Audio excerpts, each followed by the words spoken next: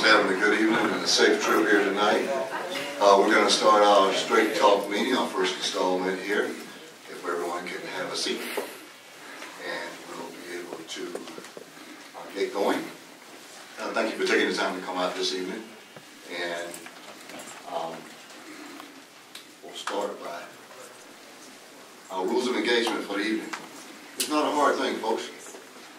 So I'll try to answer questions during the presentation. If you have something that's burning as you sit, I'll stop and try to address it as we are. No problems. So we'll take written and oral questions during the town hall meeting. There are often times where folks who just don't want to stand up and speak or ask questions. Write it down, get it to me, and we'll take it from there. Wait to be recognized before speaking. I will get to everyone that I have a question to. Not a problem whatsoever. Most of all, be courteous to the others, during their questions. If it's something that you don't like, or it's something that's happening in this arena that you don't agree with, that's okay. Let the person have their say. That's why we're all here today, so everyone can have their say. And of course, if you can help it, no loud outbursts. It's going to be okay. Where we're going to start is Cobb County road evaluation versus a digital laser pavement analysis and road maintenance plan. Why we're starting here is that this is absolutely the fundamental foundation of where SPLOST starts. Before you can judge what roads you have, before you can have an opportunity to know what roads need to be fixed, before you can even have an intelligent conversation about where you want to take your SPLOST dollars, you have to have one or two things. Either a digital roll analysis or use what the county provided for us. So you get an opportunity to see an instance of both tonight. So let's start with the Cobb County road evaluation. Now, I'm going to give you a few illustrations so that you can have a visual of what the county has done with regards to the road evaluation versus what other cities are doing for their road evaluation. So, if you look at the board here, it's the Cobb County. This is the sheet that they provided for us. As a matter of fact, it's about 400 sheets of paper with regards to what their evaluation was, where they went, and how they did their particular evaluation. So I'm going to step aside to this point for a moment. It's kind of hard to tell, but if you look at the screen, what the Cobb County gave us, and what it gave every city, as a matter of fact, was the name of the street, which subdivision it was near, the cul-de-sac, district and land lot was in, what city, which is Stonecrest or unincorporated DeKalb, what district with regards to super district and your regular commission district, the length, and then their rating system on the end here, how they rate. So what that is that is a gentleman or lady in a truck driving by, getting out, doing this.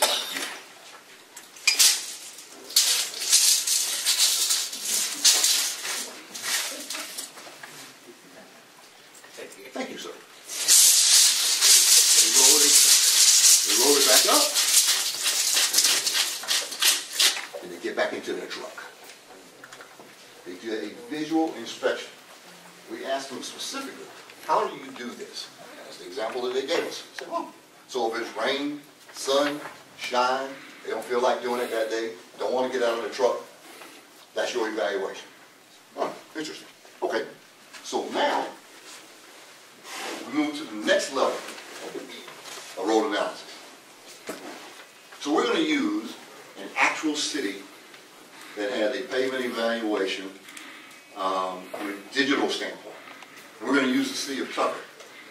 And the reason we're going to use the city of Tucker is for a couple of things. One is that they've already completed their road analysis, and they allowed us to use their information. Two is that they used the digital evaluator. What you see there is a van that actually travels each street with a digital compass, evaluating what that street is, what its condition, And there's no little guy jumping out of the truck with a ruler.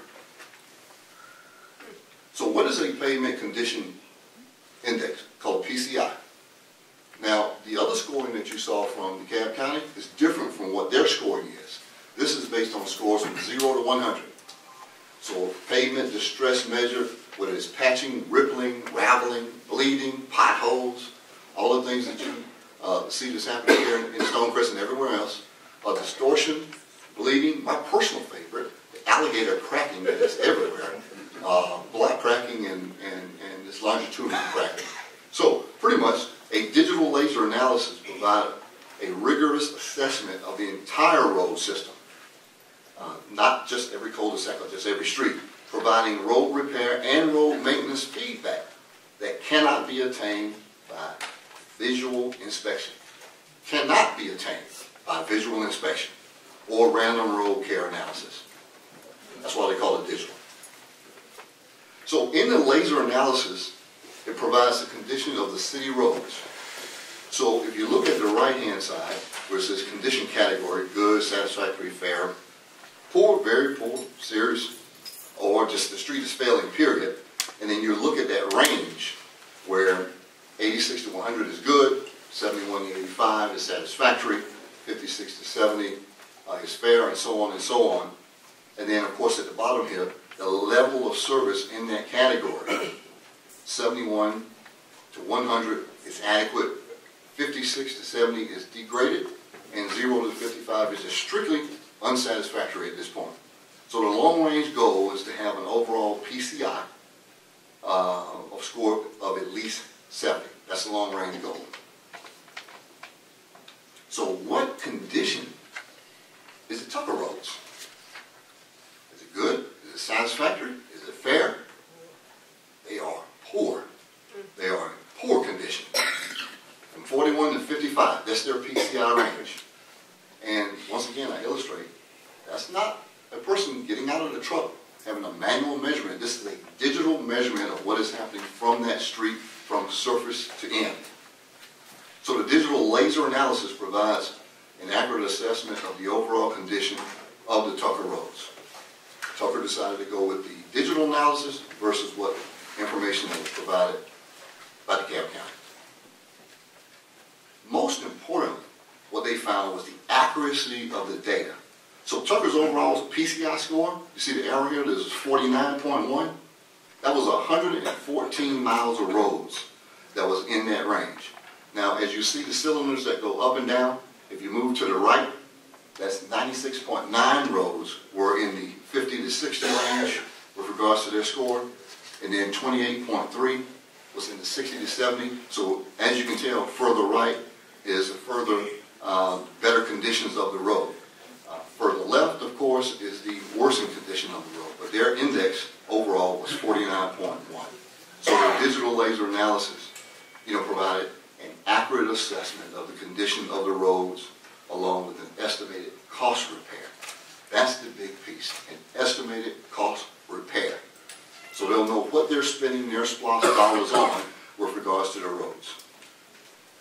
Very intelligent on their part. So the budget options for the Tucker network, I'll make this easy for you because it took a minute for me to absorb this chart. The top blue line is they just had unlimited money. They're just spending money to fix every road that they have in Tucker. The bottom red line, that's slanted from the top down to the right, is if they just spent no money at all. Well, what they could do in this analysis is they can tell exactly what roads needed to be fixed and what the condition of those roads were. And from a budget standpoint for that year, were they going to spend $3 million this year? We're going to spend $4 million the next. We're going to spend $2 million this year. They will be able to tell that, not from a manual standpoint, but from a digital standpoint.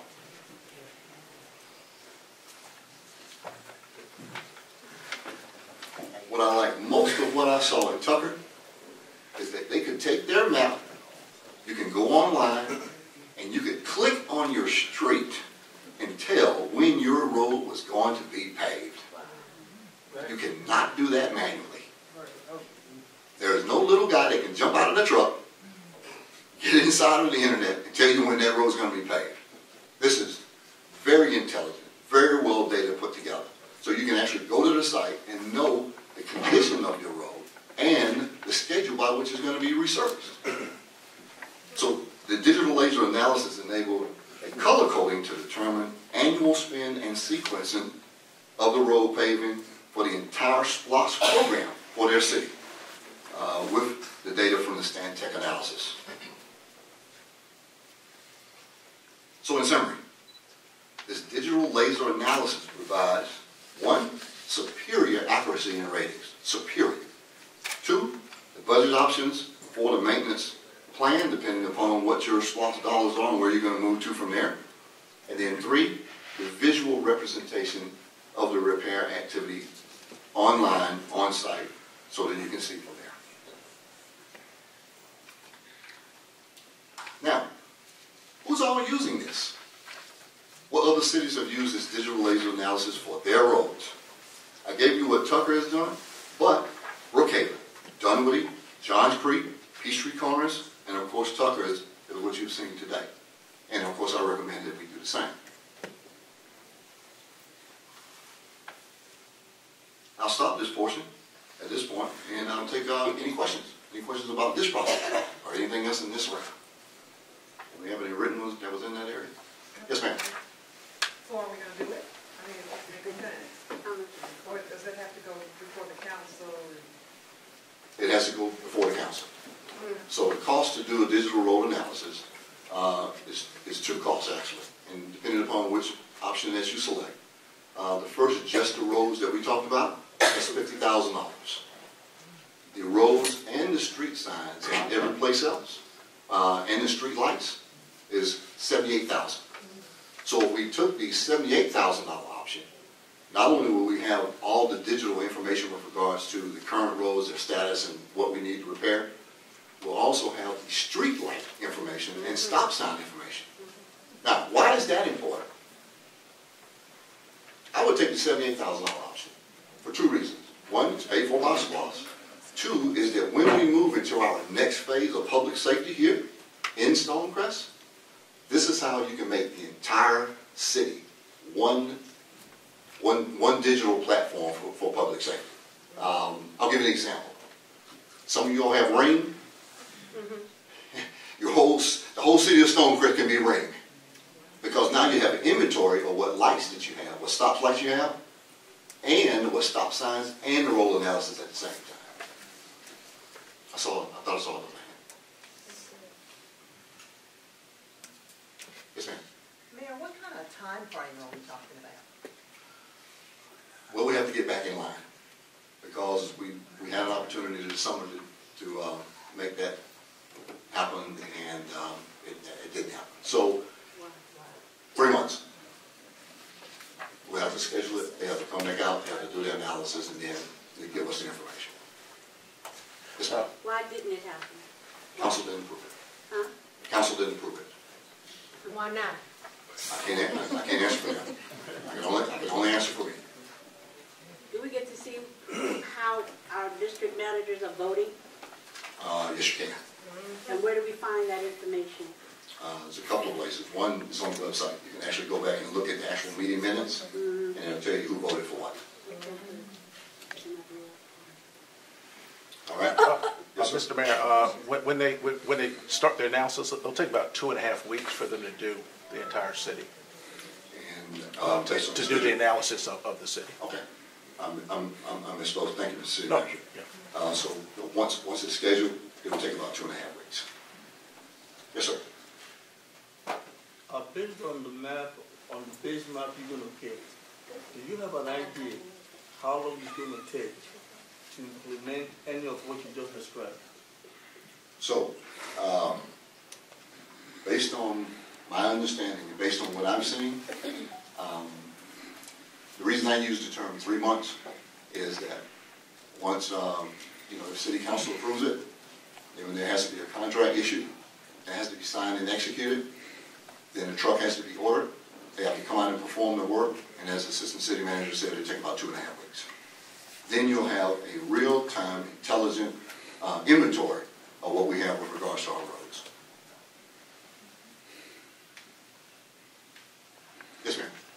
be real clear.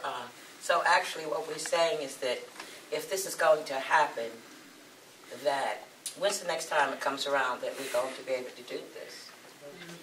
We can put it on the agenda when you say put it on the agenda. Okay. Now the fact that it wasn't approved the first time, Yes. putting it on the agenda again, are you in agreement that it's going to happen this time? I'm only one vote.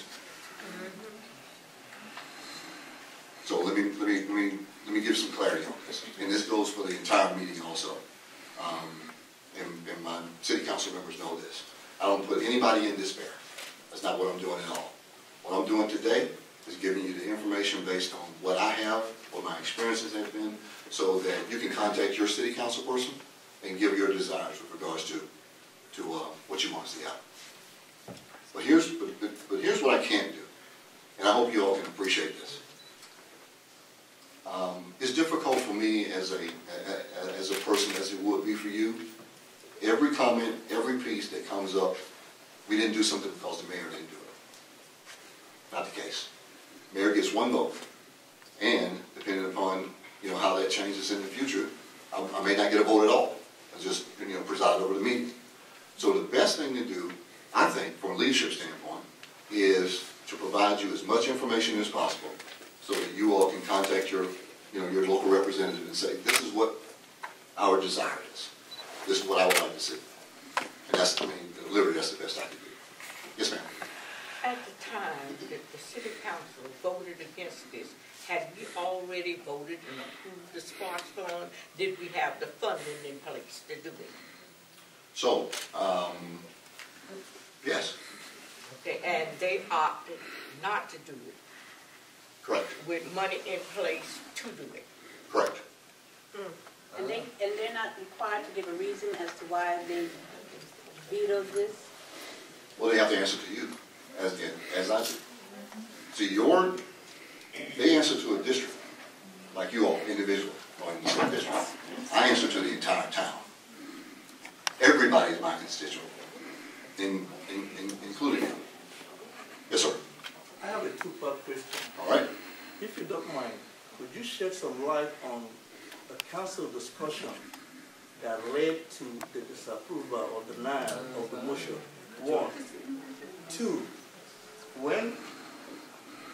from where I see it, it's a good idea to have something intelligent.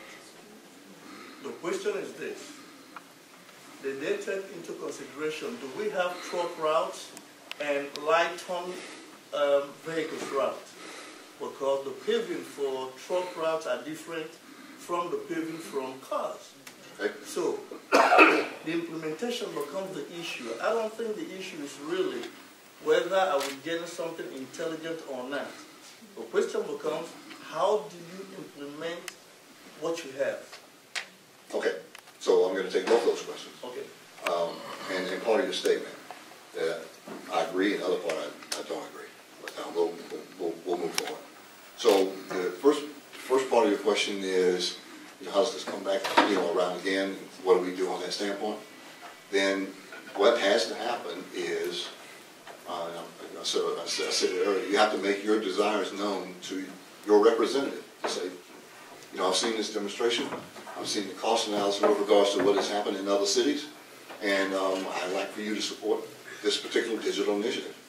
That's pretty much what it is. Second thing you mentioned was truck routes and car routes. Well, I don't know if the actual technology distinguishes between whether trucks or cars in that particular thing, but what I do know it does is distinguish between, in very much detail, the condition of the road and how much longer they'll last with regards to those areas. That part I do know. Yes, ma'am. Hey, Lary. Where do the funds come from to fix the roads? And don't you think it's dangerous for them to be like that so long? Two-part question. All right. One, where does the money come from to fix the roads? The money comes from SPLOS. So it comes from that penny tax that everybody approved, so that we can have the opportunity to fix the roads the way it's supposed to be properly done. The second part of your question is, do I think that it should be done, or is it dangerous not to do? I think it's time to fix them. I think it's time to fix them. Yes, sir. And then, yes, ma'am. There's a little person in the back raising their hand. Oh, am I missing? Oh, I apologize. Yes, sir. I came in when you were going over this digital analysis. Now, my question to you is there another option or other options? And if so, how do you compare the cost? Funny you mention that. Okay. Yes, there is another option. You missed that. You missed that first demonstration. Yeah. Okay. If the audience doesn't mind if I do it again. The guy gets out of his truck. He does this. I think it needs to be fixed in about 3 weeks. That is the other option. And we took that out to an RFP. And 2 companies came back with a couple of prices. One was higher than the other. And so we decided to present to council the lower of those 2 numbers, plus they had experience in doing, the role analysis, in our area. So the other option is to go back manual. And even at that doesn't save you any money, because we have to have a person to digest that data, actually go and follow up to look to see, if that's the correct information or not. And if you all don't mind, if you're in my age category, is the difference between playing an 8-track tape player and your music on your iPhone. Literally. That's what it is. Technology changes. Things change. And not to be copycat with other cities, but the other cities wouldn't be taking a digital analysis of their roads if it wasn't the right thing to do. But in all fairness to people in council and everybody else, sometimes it takes more time to digest information and to find out, if that's the right way you want to go. Yes, ma'am. I have another question. If the sparse money can only be used for roads and bridges and things of that sort, transportations and stuff, why are anybody holding on to it at any rate and messing up our cars and everything else? So, I think, ma'am, that we start getting the SPLOST dollars actually coming in, the city manager? In April. In April. And May, June, July. Here's the up and down about that. Here's the upside. The upside is we still have our money in the bank. And we didn't have to rush to a decision to do anything. That money comes to us, it comes monthly, we make a deposit. The other side of that coin is that I'm a person of deliberate measures. I want stuff done now. If we have the money, let's dance. But I'm one person, and then I have to. Is there a lady here in the audience by the name of Vivian Pollard? I'm Vivian Pollard. Hi, Vivian. I'm the one Vivian Pollard.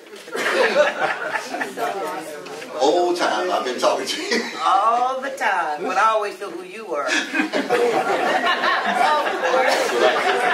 Opening my mouth. The reason that I want to call out Vivian Pollard is that I got some of the best advice from her. I see you all the time, and I'm just terrible with names. I apologize, but I got some of the best advice from Miss Pollard last couple 3 days, and that was, if you're going to lead, if you're going to be the head, all you have to do is to put that information out. See, I'm not trying to drag you all into the future, kicking and screaming. That's not what we're doing here. What I want you all to do, and including council, is to come with us. That's what this is. This is a journey for all of us. And look at what we've done just to be able to get this so far at this point, Ms. Pollard. And here's a piece that you all don't know that I'm going to tell you about SPLOST. We have this money by near accident and grace. Let me tell you why. Because that that bill was supposed to pass in 2016, and they had an administrative error. They had to come back to the table and put it on for the next year, and that's when we got a chance to be a city. And now, not only did we get our money, we have the largest share of the money, $47 million. Otherwise, we were going to be short. And it would have all stayed unincorporated and wouldn't have been able to get it from that standpoint. So, in taking advice from you, Ms. Paula, which that's why I called you out in public, because I thought it was great advice, you know, I want us to come together and move into the direction to get stuff done. That's where I want us to go. Yes, ma'am. All council members have to be in agreement of a vote. If not, what was the ratio? Very good question. She said, that all council members have to be in agreement of a vote, or what was the particular ratio? No. Majority rules. 4-1, 5-1, but 3-3 is a fail. 3 vote yes, 3 votes no, that measure fails. Good question. Very good question. Ms. Daly and then Mr. Marcus. Yes, ma'am. So can we expect in the future to get agenda item information in enough time in advance so that we as citizens can digest it and that we can communicate with our council members and explain to them where we stand on those issues? I'll make that commitment to make it happen. Yes, ma'am. That's good. Mr. Marcus. I was at the council meeting where they voted down this Stantec proposal, and I'm picking my brain trying to remember any comments they really made to object to it, and also how long they took. I'm thinking it was about 10 minutes total, but I was wondering if you could mention any specifics that you remember that they didn't like. You know, Mr. Marcus, good question. And I'll answer it this way. Sometimes people dig their heels in, and it doesn't have to be logical or not. It's just how they feel that day. That's how I see it sometimes. Yes, ma'am. Hello, Mayor. Still. What are you bringing to the table new for the councils to digest to turn their vote in favor of this? Is there anything new coming out of this that you're presenting to them that they didn't know before? Yes. You all. So your biggest thing is that the citizens contacting their council members and voice their concerns and their opinion on how they want this vote to go through. Not this particular vote, any issue. Okay. Because I can give the information, you know, all day long. But it's no new information that's came to light to share with them. This is the same presentation we did several months ago. Matter of fact, the city engineer did this presentation. Wow. But people, once again, folks make different decisions at different pace. It's not right or wrong. It's not right or wrong. And again, I'm not here to disparage anybody or any council person or any business. I'm just giving you the information the way I see it. Mr. Steele and then Ms. Yes, sir. Is there some sense from your communication with the council that some of them may be more inclined to vote positive than voted negative the last time? Not at this point. Okay. Yes, ma'am. So, if they, and I understand this, they voted against it. At what point did they not understand what we're all seeing, where this would benefit the city? I mean, I guess I'm asking you, but I guess my general question is, I'm not understanding how something that good, that would save us time and money, and get all these roads fixed, we have the money. I don't understand why they wouldn't vote yes for it. What was the reason, or was there a reason given as to why they chose not to vote yes to this proposal? I'm going to only speculate. That's not this is just only speculation. Well, some of the council members are here. Can they speak to that? No. Just let me tell you why. That's not fair to them. Let's put me on the spot for this. I called this meeting. Let's keep it the way it is. So I'm going to speculate this part of it is that they were looking to see how the entire program management of SPLOST was going to go, and that would have included some type of analysis. So, not speaking for them, but that would be my thinking. you know, at that point. Mr. Kelly, and then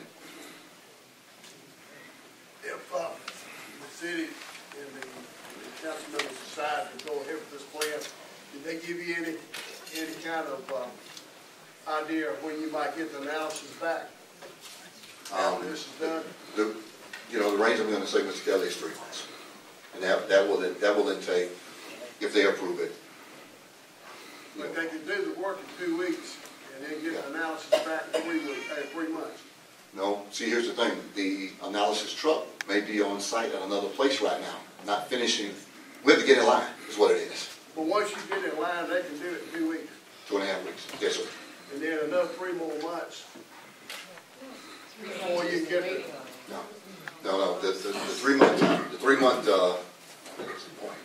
month time period I gave was the entire time I thought it would take to get a contract signed, get it scheduled, get the analysis done, and then get it taken back. Yes, sir. Yes, ma'am. May I want to make sure that I'm understanding something? Okay. We have the funds, right? Yes. Okay, and the council voted against us having the roads and everything paid. Okay. So then when does this come back up again on the agenda? And what do we do with the money if it's not approved? So let me make one adjustment to your statement. They didn't vote against having the roads done. They just voted against using this method. And from what I can tell from some of the council members, they thought the road analysis from DeKalb County was good enough. We disagree. So when does it come back up again to be voted on? We have to set the agenda for that, and if it's a priority for the citizens, then I'll make sure it comes up ASAP. Yes, ma'am. And then I'm going to move to the next one. Yes, ma'am. Yes. Yes, ma'am. Thank you, Mayor, for taking my question. Sure thing. I heard you mention the pros of getting a digital laser analysis being accuracy, budgeting, and a visual representation. Yes. Have we weighed the cons? What would be the cons against getting the digital laser analysis? And one more quick question. After you receive the analysis, how long will it take to implement getting the roads fixed? So your first question, I just have to be just flat honest with you, ma'am. I haven't found any disadvantages of doing it. And I know we're supposed to weigh pros and cons, but I just haven't seen it. I haven't seen it at this point. And the second part of your question is how fast could we start with regards to being able to get those things done? Let's say as soon as possible. Okay, let me just take 3 more, and then we'll move to the next subject because this is all going to be the same. Ms. Daly, Mr. Marcus, Ms. Caulfield. Thank you. So to follow up on her question that she just asked, we would not have to wait after this was complete to get SPLOST dollars in. We would be starting with existing dollars that we have. Immediately. To do this work. Okay. And, okay, I'm going to... No worries. I'll be here afterwards. Ms. Marcus. I'm going to ask a question that may anticipate the next subject. If you want to wait to answer it, please do. Okay. But at the same meeting that they voted not to spend the money on stand tagging, they voted to instruct the city, and please tell me if I'm wrong, to start negotiation with a company. Negotiations have never been started. I'm saying they voted to continue negotiations, which in reality had never been started, regarding a proposal that the company had never really made, without specifying what the services were, anticipating they were going to spend $3.8 million on SPLOST management, going to a company that had not provided evidence of their competence in all the areas, and where there was no RFP process. I'm going to take your advice. Wait a minute. We'll get to the next section. Thank you. Thank you for that. Ms. Caulfield. Approximately how much money between April and now has been turned over to Stonecrest for Splash? Roughly $2 million. $2 million. Roughly 2 million, okay. Now, there are some streets in Stonecrest that are in such bad and deplorable condition that they don't even, it's no reason that you would have to have any kind of investigation or any type of anything other than to say that these streets need to be improved. One of them is Farrington, between the Farrington going down to Panola. The other one is Chuck Way going towards New Birth. Then there's Woodrow, where they're even building a new road. Those 3 roads are in such deplorable condition. I hate to talk about the blind, but Stevie Wonder would realize that they need to be repaired and repaired as soon as possible because they are damaging people's vehicles. So why are those roads, which need absolutely no anything other than that they are 100% in need of repair, why are they not being repaired? I think that's the question a lot of people want to know about. Well, the ones that can be repaired, since you do have some money. right. So, to specifically answer your question, Ms. Cofield, is that there is a process on which we have to go through to be able to make all of that happen. Okay. And that is constituent input, my personal opinion, a digital road analysis, being able to rate all the ones that are terrible, everything. So, we have to come out the block first with an analysis, then approval, then hire the talent, and then take. I can only do that particular thing. I can only take us down the road, and we're not in a city manager, excuse me, I apologize, we're not in a city that the mayor can dictate what needs to happen at that standpoint. I have to go by the rules of the city council. But you said that DeKalb County sent over a list of roads that are in need of repair. Right. So if we have that, but we want to do something else. It's not enough, Ms. Cofield. It's not enough. So the visual inspection of these streets is not enough for them to be repaired at this point? Not in my opinion. Okay. And that's in your opinion? Okay, yeah, thank you. Thank you.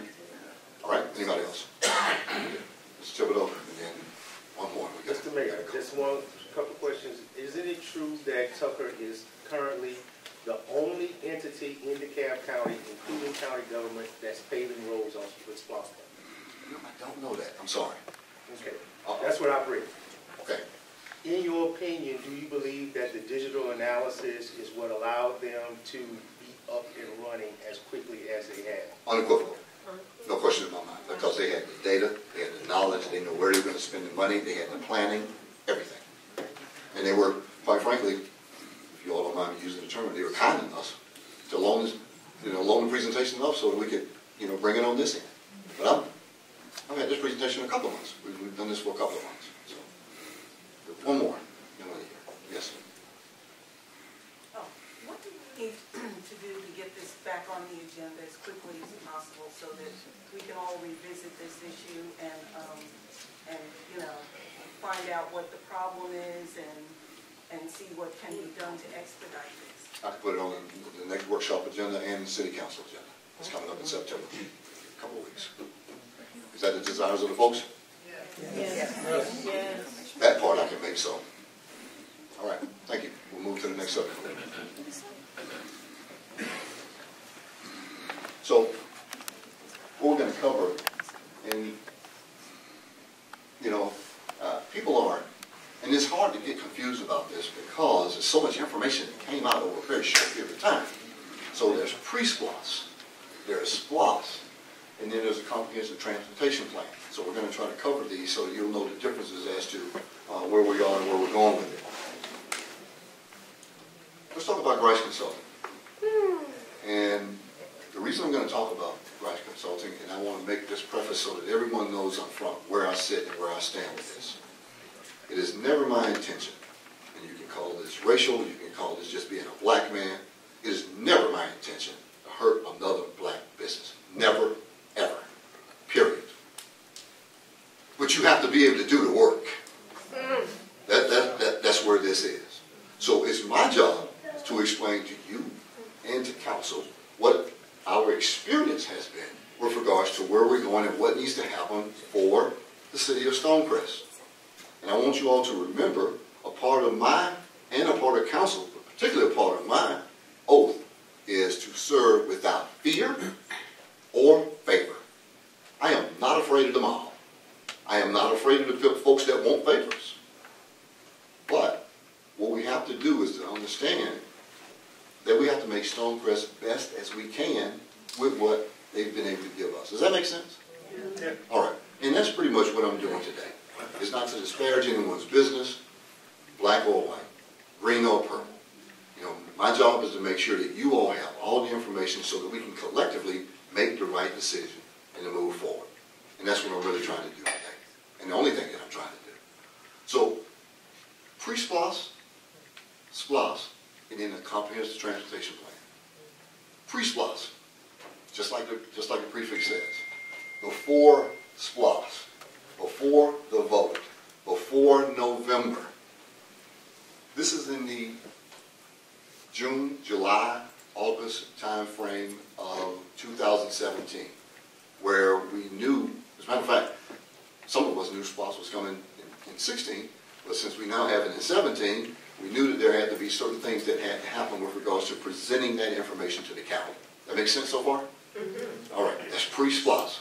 So, having done so, a couple of contacts, couple of organizations that we knew about that contacted us. One was Grice Consulting, and actually the other one was CH2M, who was also, you know, our partner here, made their presentations with regards to what could happen with pre-SPLOS. Because you cannot have a contract for SPLOS in the August time frame if you do not have SPLOS until November. That is the part that a lot of people are missing. Pre-SPLOS, SPLOS. So in pre-SPLOS, we have to go out to the public, make your presentations. Some of us saw us at the library with Mr. Joyner in several libraries going out to make sure that you knew the information about the money that was coming, where your opinion was going. That's pre-SPLOS, being able to make that happen. So with that, we had no contract. There is no contract at this point. But we had an opportunity to have Rice to go out and do the workforce, and we move forward from there. So that's pre-SPLOS. No SPLOS at this point. Are we okay with that? Very good. 10 days after the pre-SPLOS, 10 days after council votes that said this is what we were going to do, this is the bill we get. I'll use my trusty pointer. Invoice 1 from Grice Consulting in the amount of $56,840. September 1st, 10 days after the vote by City Council. Here it is, and then it says SPLOS Program Management for a total of $162,000.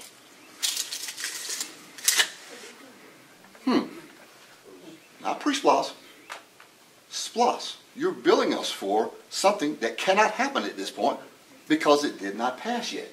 It didn't make the agenda, it didn't make the referendum until November. But I'll let my city manager, city manager handle that situation, and then we'll just, you know, move forward from there. However,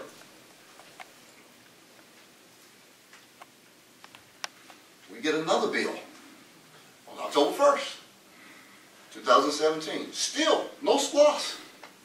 The vote for SPLOS didn't come into November. Now totaling $114,000 in 840 was received on October 1st. And the kicker to this one, and I'm privy to it because I'm standing there, no documentation, just the invoice. What are we doing for $114,000? 2 weeks in, 3 weeks in. I asked this question. So, are they confused about if they have an actual contract with SPLOS, which they don't, because I didn't sign one, wasn't or approved in council? I don't quite know what is going on at this point. However, once again, not trying to disparage another person's business. That's not what we're trying to do. But humbly, folks, the city of Stonecrest is not an ATM. That's not what we're doing. That's not what we're doing. So let's move forward about it. So then I have a meeting with them at this point. And this is what they submitted for the exhibit. SPLOST project data collection, 16.8. Policy review, 76. Development of SPLOST category list, 32,000. 16,000 for project management meeting, and then 20,000 for public meetings. So, I met with them, and I was very deliberate about what we talked about, as you probably can imagine. And I said, this is not even SPLOST. This is pre-SPLOST. This is going to the library and meetings that we can pick up. As a matter of fact, I don't see him in here today, but I know he's a good meeting planner. His name is Bob Foster. I said, Bob, how about if I just give you $20,000 to go set up some meetings? He almost jumped out of his chair sevenfold. And the point that I was making here is that you're overbilling us. It's just that simple. Now, you can get this from an open record request, so I'm just showing it to you now. It's not something that we made up. It's not something that we put on the thing. I'm not trying to, once again, talk down on that person's business, but I'm responsible for your money. So there's no way I was going to come back here at $164,000 for you all to say, we got about $162,000 of work. No. That's not going to happen. So what is the best thing to do at that particular juncture? You can, from this point on, you can blame it on me because I made this decision. I asked the city manager and assistant city manager, settle this. Settle it. Because we're not going any further at this point. Settle it. You did some work. We did some work. Let's come to an amicable, a reasonable opportunity so that we can just, put this together. And it's still pre-SPLOST, not SPLOST. So what you see here is a breakdown of the work that we have with regards to how we end up doing it. And the agreement, flat $40,000. Now, council was upset about that. I know it. They know it. And their portion was, why didn't you guys tell us about this? I have a $50,000 contract signing limit. I had a $50,000 contract signing limit. It was in my window of negotiation to be able to handle business. So we handled the business. And then we saved the city some money and kept it moving from there. And sometimes people get upset about that. But those are the rules that we had in place at the time. City manager and I get $50,000 to say what we need to do about some business, and so we got it done. And once again, I can't say this enough.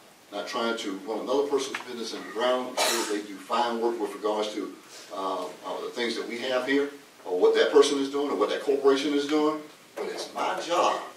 It's my job to take care of you all first, no matter how hard it is. It's my job to take care of you all first. And that's what we did. So the SPLOST project list, as you can see the heading, in the blue up top there is, I know it's kind of hard to read, but City of Stonecrest pre-SPLOST preparation, the project data collection, they didn't do anything, so they got 0. The project policy review, they didn't do anything, so they got 0.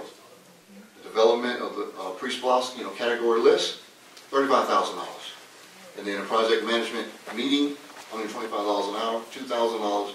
And then the general public meetings that we did around the city before SPLOST was, some of you attended, as I can see some of you all in here, that was $3,000, and that's how I totaled $40,000. Management thought that was reasonable.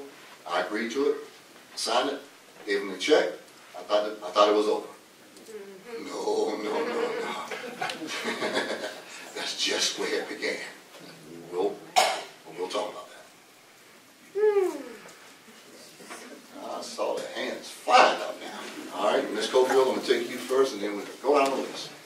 My question is two parts. Yep. Who brought Grice, or however you say it, in and allowed them to start work in the first place?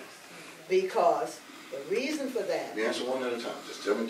Okay, that's number one. All right. And is Grice currently contemplating suing the city? Okay. First question is, Grice was referred to the city of Stonecrest by Marita Davis Johnson. Okay. All right? Second question is, I can't speak for if they're going to sue the city. No, that's, Marita Davis Johnson is a DeKalb County Commissioner. I understand that. But who in the city of Stonecrest, because Stonecrest was a city when this was done, Right. who authorized them to start work doing anything for Stonecrest? Marita couldn't authorize that. Yeah, but you asked who referred them. No, I asked who. Yes, you did. Okay, let me, who brought Stonecrest in and authorized them to start working? Full council, mayor and council. The mayor and council authorized them to start working? Correct. Okay, that was my question. For pre-splash. Yes, ma'am. Okay. All right? Yes, sir. Does the city have a procurement ordinance? And if we do, at some point, was there any bidding of a company that will help you for free splash? And my assumption is at that point of pre-bid is where you have a right as the mayor to spend your limit without full vote of the council. But does it negate the pre-bidding? Okay. So, Mr. GK, I'm going to try to give this back to you the way I think I heard it. One is that you are correct. We do have a purchasing policy with regards to how much can be spent without going out for an RFP on RFQ. That ceiling limit is $50,000. Anything over that has to go out for bid. That's the first question.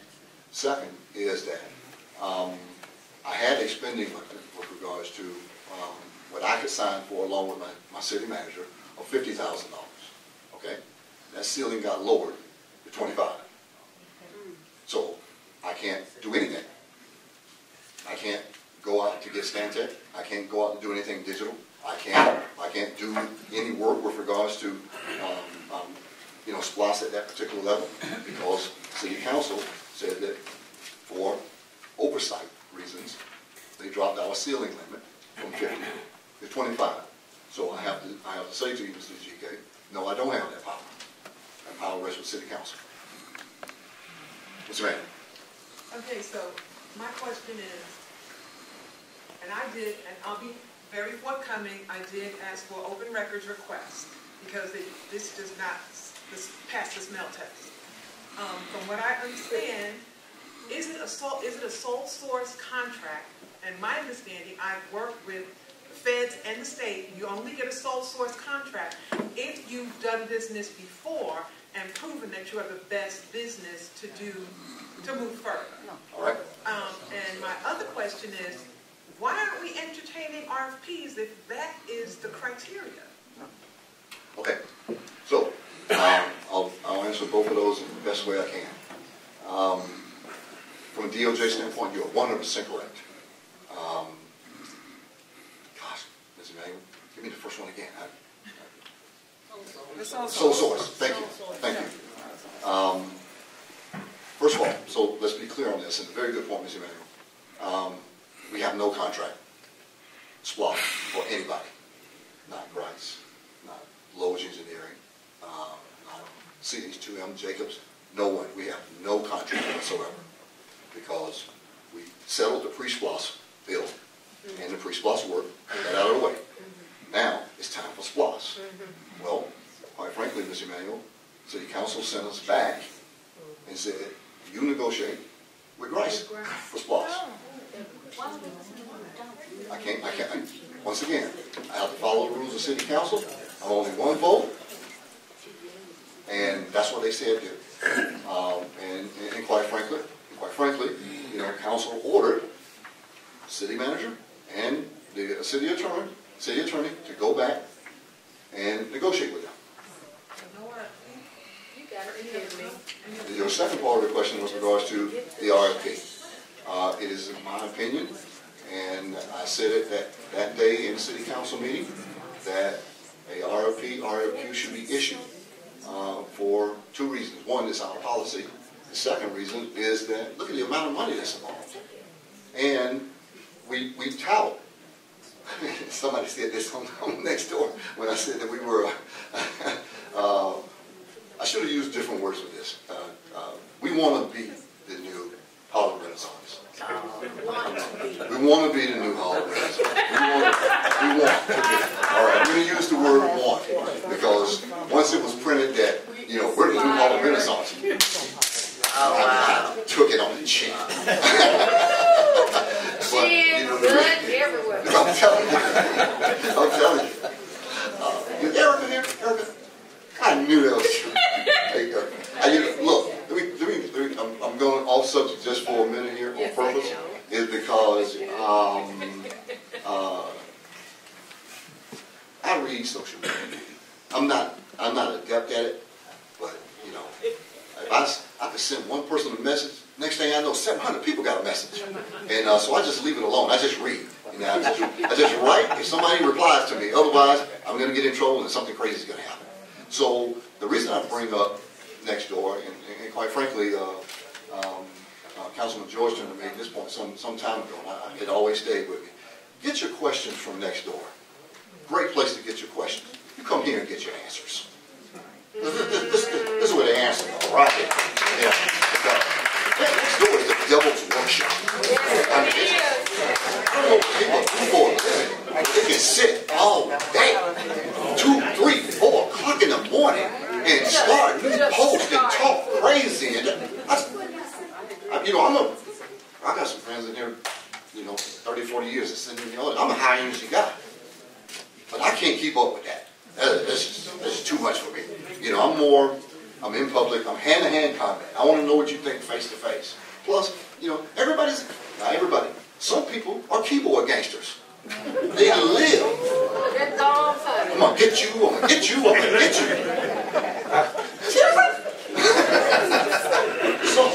So, I just rather you guys come here. Let's see who's throwing the bricks. And we can dance. It's no problem whatsoever. Miss Manuel, I forgot the second part. RFP. So, here's how this went. Now, it's time. We put this on the agenda for it to go out for an RFP. We did. I mean, that's where it was going. At least I thought this is where it was going. But what ends up happening, a motion was made to move forward with continuing to negotiate with Bryce. Then they go out for RFP. It was seconded, and then it was voted on, and we lost 4-2. So we're in a position now where we're still negotiating. I don't know where that is because I recluse myself from it, and that's where it is. So I got a couple of 3-4 hands that was going up. Mr. Marcus, Dele, young lady in the back, we'll just keep it going. Mr. Marcus. Can I ask my question? You can ask your question. That's all right. Okay, so I too did an open records request, and I don't know how much you paid. I paid about $105 for mine. I think they did some double dipping. At that meeting, if I am correct, from everything I read, and I spent probably 10 or 12 hours going through a couple hundred pages of documents, the council made a motion, and their wording was to continue negotiations. But there were negotiations at that point. They said negotiations regarding a proposal, but there was no proposal for SPLOST management. There was a proposal for a comprehensive transportation plan, which is totally different. They didn't say what services you should negotiate for. Correct again. They, from everything I can see, they expect to pay about $3.8 million of SPLOST money, our money. You're on a roll, Mr. Thomas. Telling the truth. Rice has done a lot of comprehensive transportation plans, but there's no evidence of their experience or competence at road project management, or parks and recreation, or public safety. And again, there was no RFP process, and they were telling y'all to violate the city's purchasing procedures, which says it's got to be an RFP for that kind of money. Is that what I recall? Is that what I recall? I love it. Yes. I don't know how else to say it. Okay. I'm not going to ask why they did it because I know you're not going to answer that one.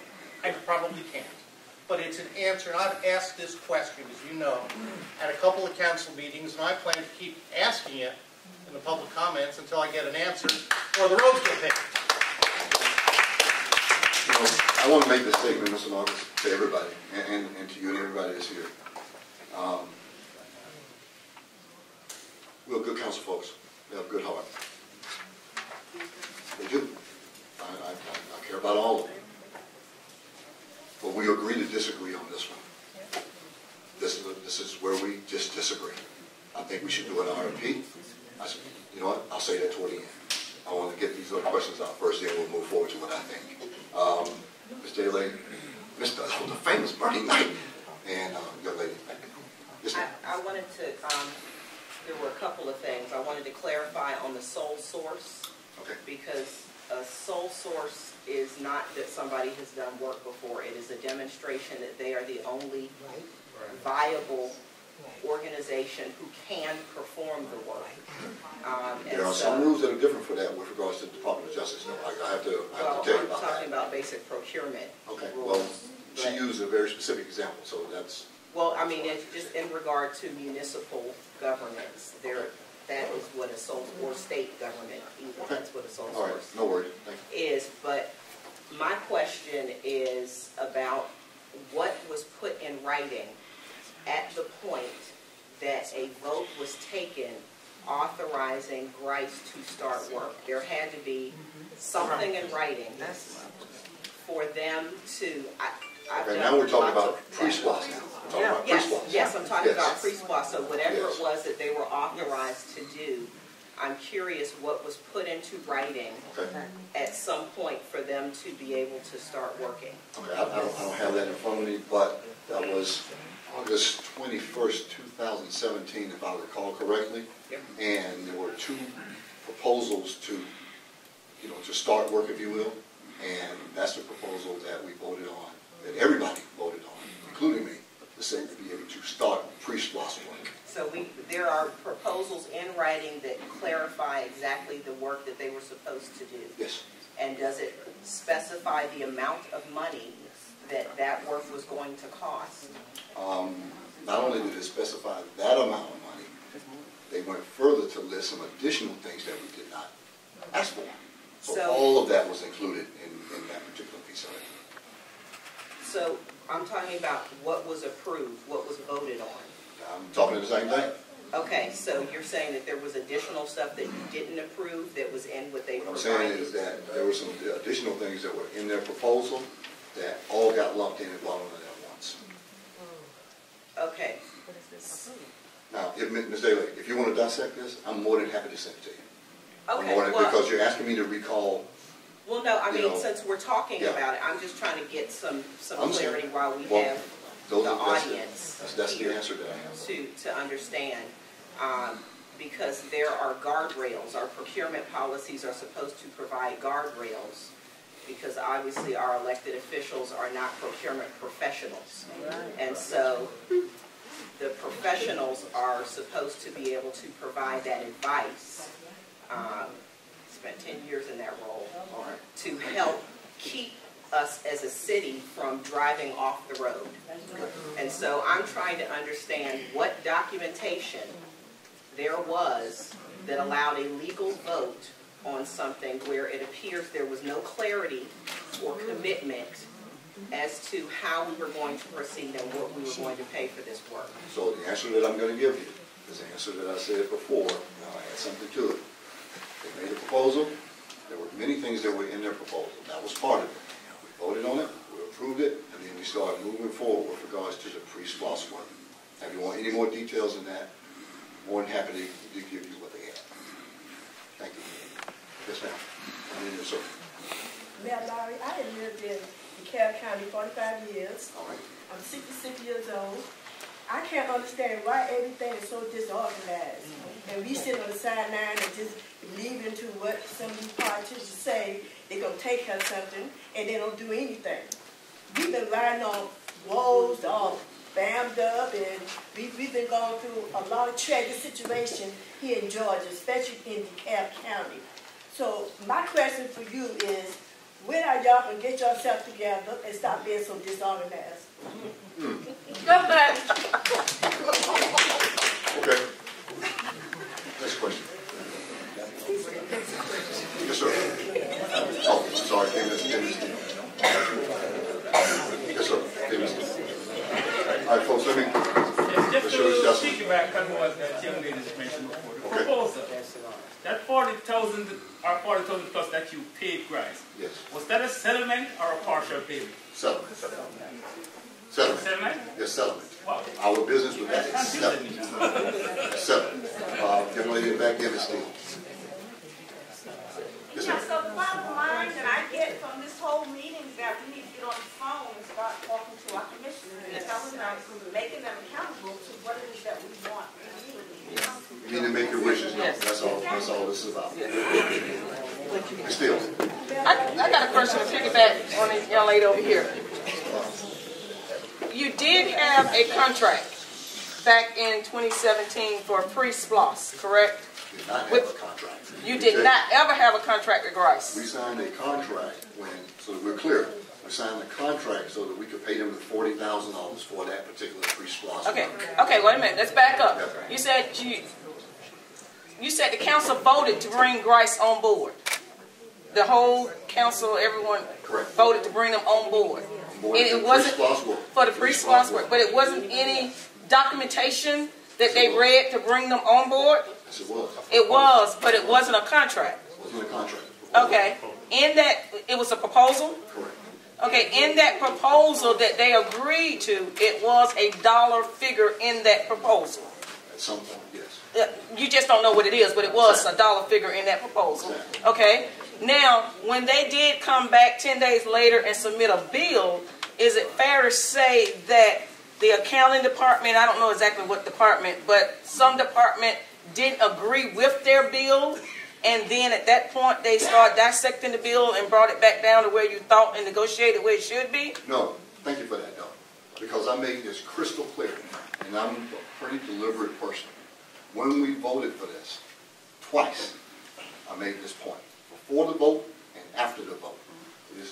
We are not going to pay anybody a nickel of money to do anything before that SPLOS money comes in. Okay. And when he stood at the podium, and when we got this vote, I looked him dead in the face again. I said, do you understand the words that are coming out of my mouth? We are not going to pay money that we don't have because SPLOS is not here, pre-work or not. Oh yeah, man, I understand. 10 days later, bill. But was that after the SPLOS money came in? No. Okay. But why did the council and yourself agree on the proposal that had fund money in it? Because we had to have work done for DeKalb County turned in by September 25th. Okay. So we had to have that information turned in to the county so that we could qualify for the SPLOS. That's why. But your verbal information that you gave them that you would not pay prior, that did not get written into the proposal back to them? It was just a verbal? No, said it right there on the spot. And on top of that, Ms. Steele, I had to break that commitment by paying $40,000 out of general funds because SPLOS was not, the SPLOS funds were not here. But again, I go back to saying what I talked to you about earlier. Didn't want to disparage anybody's business. I wanted to, as I just told the gentleman, I just wanted to settle. Let's just settle this situation and then move forward. And then council would not let you put it back on the street for RFP? Correct. All right. Mr. Lyon. Mayor, thank you very much, sir. We've heard from a number of folks, notably Mr. Marcus, that the city manager and the city attorney were directed by city council to enter into negotiations with Grice Consulting. Can you tell us, now that was some time ago, can you tell us what the current status of those negotiations are? Have they occurred? How far along in the negotiation process, if at all, are we? Respectfully, I cannot, Mr. Knight, because on purpose I stayed away from it. the city manager, assistant city manager, our city attorney, and one representative from council. I see we have the city manager with us tonight. Is he No, authorized? we're not going to do that. Thank you. Thank you. Yes, ma'am. Okay, so my question is, if we're not privy to where that contract is, then how, and they're violating the procurement process, how in the world can you approve that kind of money if you're violating all these rules and you're not letting the taxpayers know your reasoning behind the decisions you're making? That, to me, speaks to, and this is just my opinion, that speaks to a legal process for the taxpayers to come to our council and say, hey, one way or the other, we need some information from you before you make a determination. This is a lot of money. So I'm assuming that's something we could do. I mean, it's still Sure. So what's going to happen is at the end of this presentation, which is, we got a couple more segments to go there on. I'm going to give you what my recommendation is for everybody to do. And then that will clear a lot of the air at this point. All right? I don't know how my monitor's doing.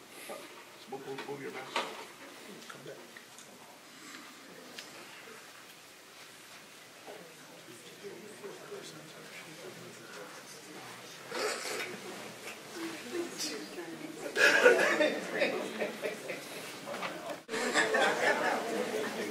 All right, so two of the quick subjects, and then we're going to keep it going from there. The DeKalb County Comprehensive Transportation Plan. So DeKalb County has already done a very expensive comprehensive plan for 2014 that encompassed all the cities. What they did at this point for their comprehensive plan, that included this unincorporated area at the time, which was to assure the program budget county resources that were being spent on the highest priority of transportation needs, positioning the county to obtain additional funding available at the state and federal levels. And there were 4 general phases that would happen during the development of this particular transportation plan. Inventory of existing conditions, we talked about that. Assessment of needs, recommendations, development, and consideration and adoption. That was their comprehensive plan overview from that standpoint. So, what other DeKalb cities are spending on the comprehensive transportation plan? I can only give you the numbers that they gave me. They, as in Price Consulting. How much would it be for a comprehensive plan? Brookhaven, $100,000. Chamblee, $130,000. Dunwoody, $60,000. Tucker, $178,000. Price Consulting, their proposal, $480,000. I can only give you the numbers. That's how they've been, provided by that consulting company. So what other jurisdictions are spending on program management? Now, this is core SPLOS. So we talked about pre-SPLOS. We just talked about what a comprehensive plan would cost if you wanted to do that, versus now program management. Dunwoody has low engineering, 5% of the total SPLOS transportation projects. Brookhaven, low engineering, 5% of SPLOS transportation projects. The state of Georgia uses AECOM, 2.5% of the total, whatever it is. DeKalb County, using Moreland, Altobelli, 2.75% of SPLOS. Tucker uses the same partners that we have today, which is CH2M Jacobs. They decided on using their current partner. 2 times multiplier for work completed. And then, of course, Stonecrest, 8% of the total SPLOS receipts, which will be $3.68 million. That is their proposal. That's what they have stayed with. That's the number that they're still talking about, as far as I know, but I'm not involved in those meetings. But you needed to know what the comparisons are with regards to where we're going, who's offering work, what. It goes back to the young lady's question earlier. How is this not out for request for proposal? How is it not out for RFP on RFQ?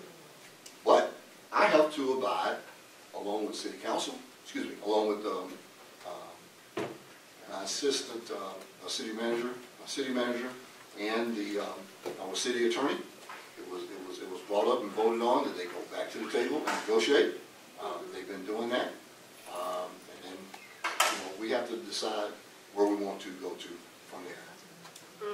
Ms. Emanuel, this goes directly back to what you asked. I want to make sure.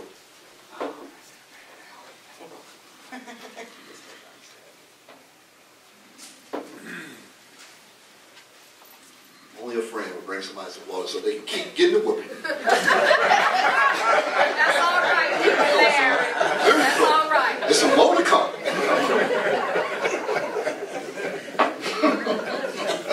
Press in, press in. That's my duty. So, recommendations for Stonecrest SPLOST. The world as the mayor sees it. Can I just speak for one person? And I still want to, of course, go back to council, have these same conversations, do some other things. One, implementation of the pavement analysis and road maintenance study with Stantec Consulting. That is the digital road analysis. We needed to do that yesterday. We should have been did that. This is not even part of SPLOST. This doesn't even come under that particular piece of it. And even though I have $50,000 here, what I'm going to ask them, I'll just tell you this up front, I'm going to ask them for, the $78,000 so we can go ahead and do the street lights, the actual signs itself. Because what's going to happen is that when we move to what we call the City of Innovation and Excellence, is that once we bring this police force on, technically and sound, is that I want to treat this just like we mentioned earlier, like a gigantic ring. You do something, you get seen. You get seen a lot. I mean, and that has to happen from a technical standpoint. So go ahead and spend the extra $28,000 and get it done technically so you don't have to come back and do it again. So that's going to be my recommendation. Number two, Ms. Daly and Ms. Emanuel, you're dead on. Follow the purchasing policy. We have a purchasing policy. To send out an RFP, RFQ to conduct the comprehensive transportation plan for the city of Stonecrest and cap it at $180,000. Nobody's paying any more than that. Why would we pay $480,000? We are not an ATM.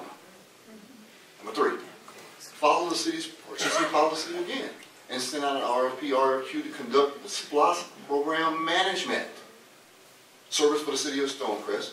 Cap it at 4%. That's it. Who can do it for 4%? And Pro Shop do it for 4%, not 8%. And a limit scope to transportation improvements only. That means streets, roads, that particular thing. So why do I say that? Because we get a unique opportunity, ladies and gentlemen, to use this SPLOST money for several things. One, transportation. Granted that. We want all our roads fixed. And we got enough time and money to get it done. Two, is that we can also use the money, part of the money, for capital improvements to be able to do what? Build a police station. Buy police cars, combine with DeKalb County until we get our own police force off the ground, operationally and technically, and we can afford to do it. Number three, we can muscle up on parks as we sit, just like that. SPLOST money divides the, on that particular piece of it. We can start to buy and upgrade and do what we need to do with regards to our park situation right here in Stonecrest. So that's why you should limit your program management to SPLOST to just roads and program management with regards to that. Because we have in-house talent to help them. We have the in-house talent. You know, if you all don't mind, I'm going to brag on some people. They don't like this, but I'm going to do it anyway. Here we have Sid.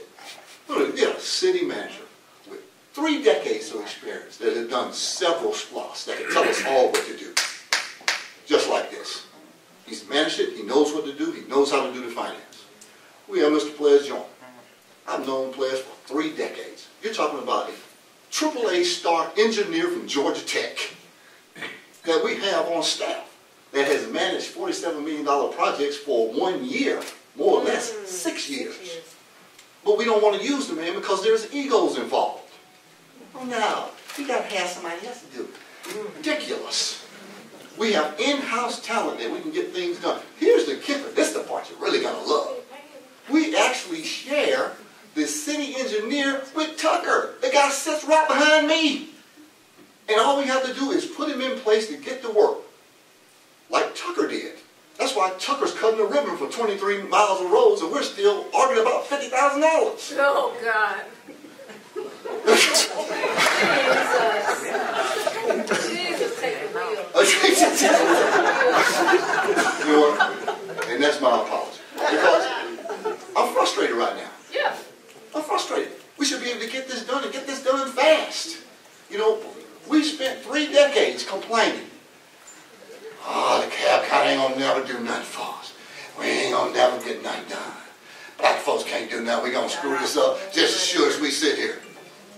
We got a chance to get it right. We got a chance to get it right the first time.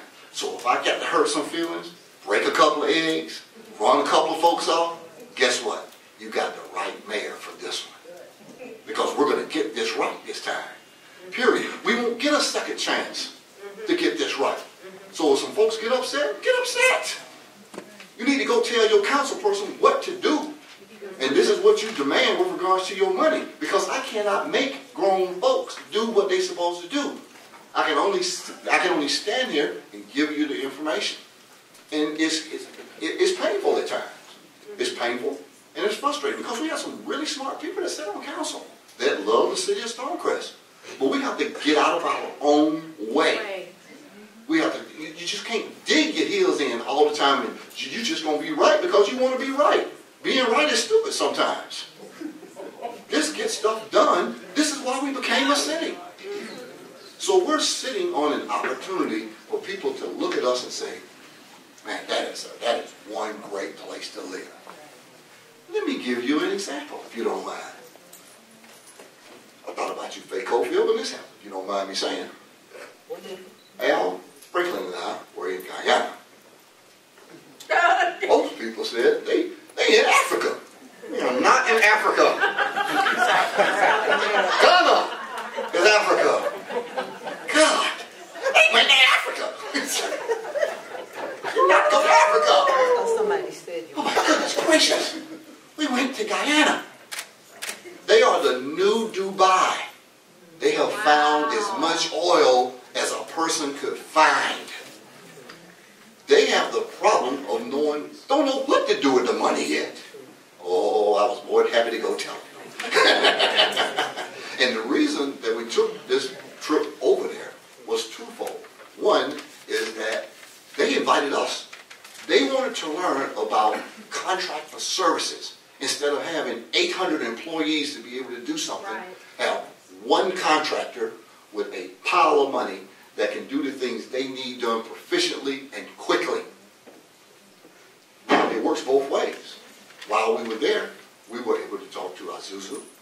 We were able to talk to other manufacturers that's looking back this way now. We understand that y'all have an industrial area. We understand that you all have land.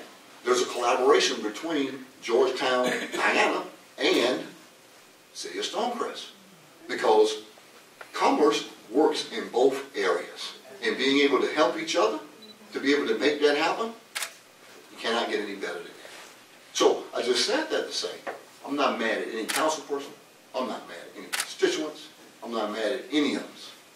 The only thing I want us to do is to consider moving forward and do the right thing with regards to where we are. That's where we are. I mean, you know, I see some of this stuff when people say, man, there's trash everywhere. I know. And we could get past ourselves and go ahead and put our public safety and public works department in place that is required by law. We can start picking up trash by the pound and start to, I need 100 curb Nelsons. We gave an award to a lady last week, and I know she does great work, but nobody does more work than this trash. And these gentlemen that are sitting up front here, and I want to applaud you.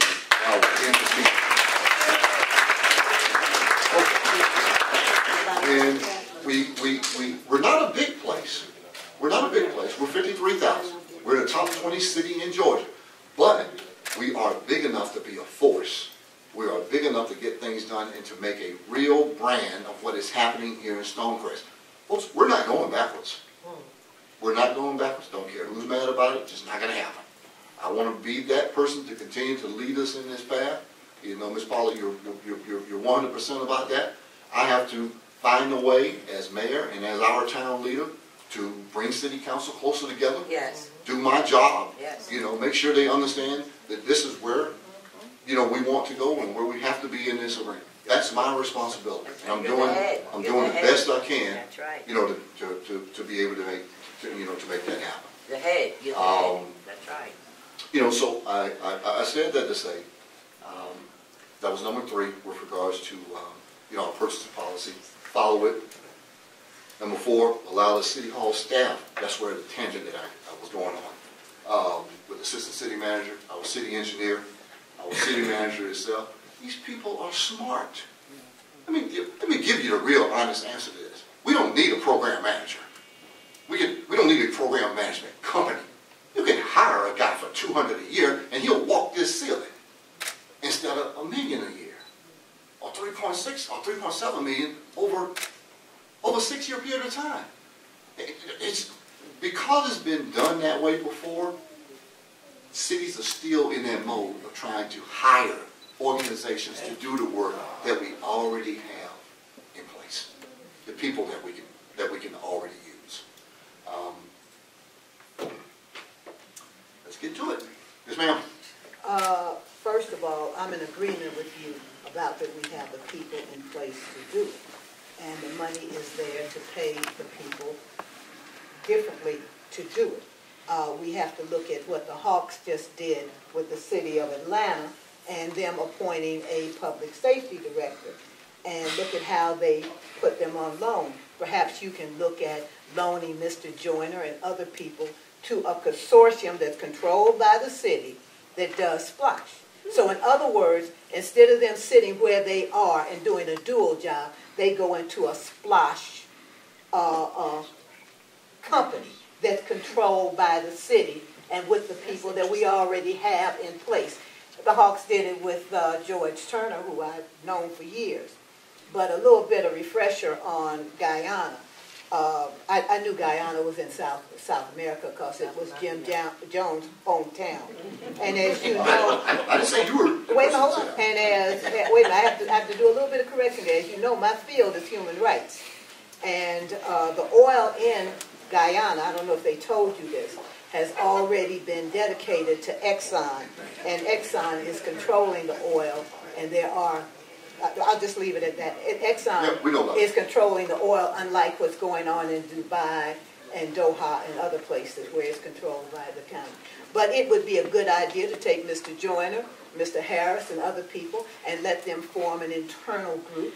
And you were going to pay them, you talk about what Tucker paid for their people. Instead of paying an outside company, pay Mr. Joyner, Mr. Harris, and the other people that you say are qualified, let them take a portion of that money, and you would still have enough money left over to hire somebody to do that job while they're doing the job for the supply.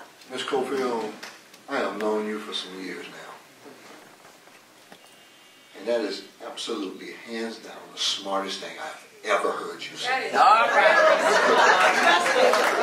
It's not the smartest I've said.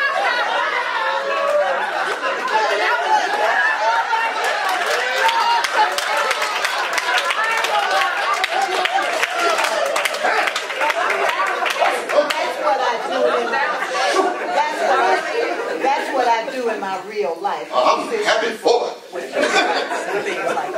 That's what we need to do. That's why I set these olive branches up here. I was going to give you an olive branch or 37 cents. So you get the olive branch. That's right.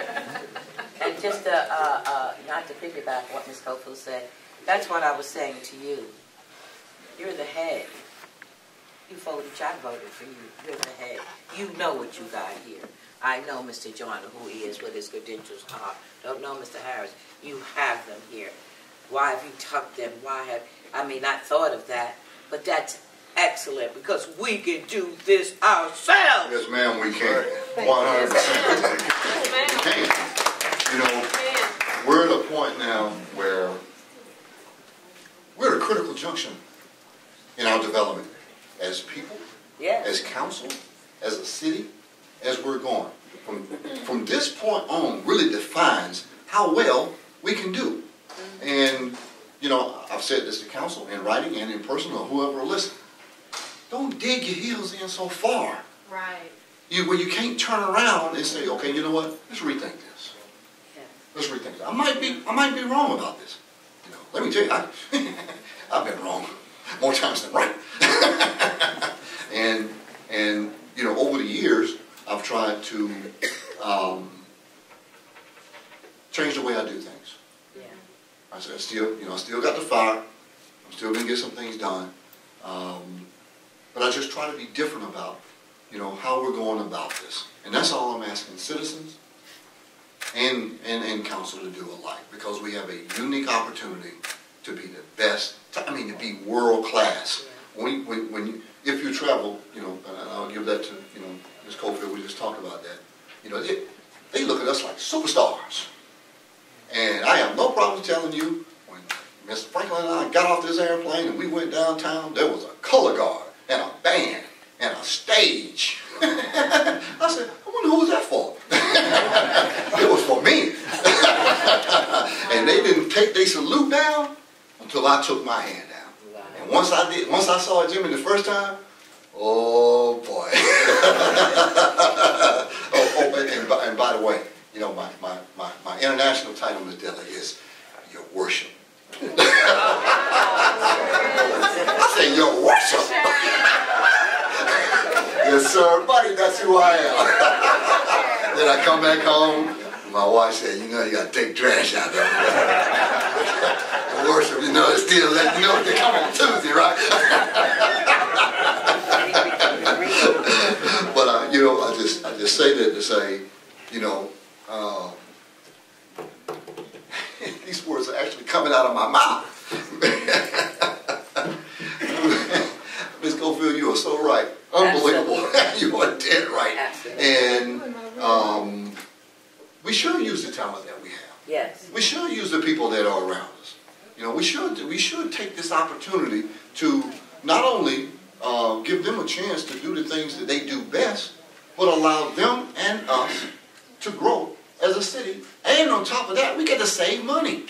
This is money that we can take and repave another 40 miles of roads. Right. We don't have to just hand it off to somebody because that's what cities do. Well, that's not what we do.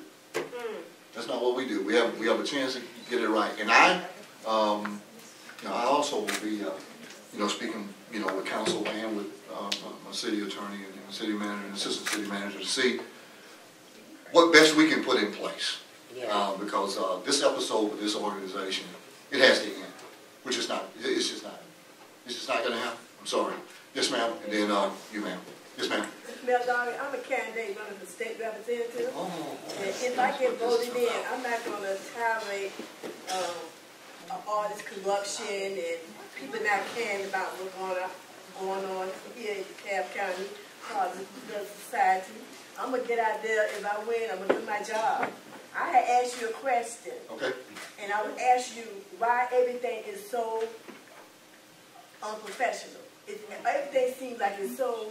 I've been watching this for 45 years. I'm going to answer your question. Yeah, answer my question, please. It is not unprofessional. You come here to City Hall where I am, and you will see AAA class work done for what we do. These other sides of town, we have a $6.4 million budget. They have a $64 million budget. They're 48,000 people. We're 53,000 people. We do the same amount of work as they do with 10% of the money that they have. They have everything. And we're still have pro shop. That's what's happening. Now, we're not DeKalb County. This is Stonecrest. So I'm going to disagree with you saying that this is unorganized, that is, we're not, doing the same quality of work. I'm just not going to agree with you with that. Now, if you want to ask DeKalb County that, that's a different story. Well, good for you. But what I'm telling you is that I'm disagreeing with you. There's a lot of money being stolen. There's a lot of lies being told. Not over here. There's nothing being taken care of professionally. Children going to school and not really getting the right education. Okay, here we go.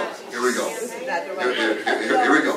Now, if you want a campaign platform, no, I don't. This ain't the place. I'm just telling you that if I run, I'm not putting up with it. All right, that's what we need. Okay. Mr. Marcus.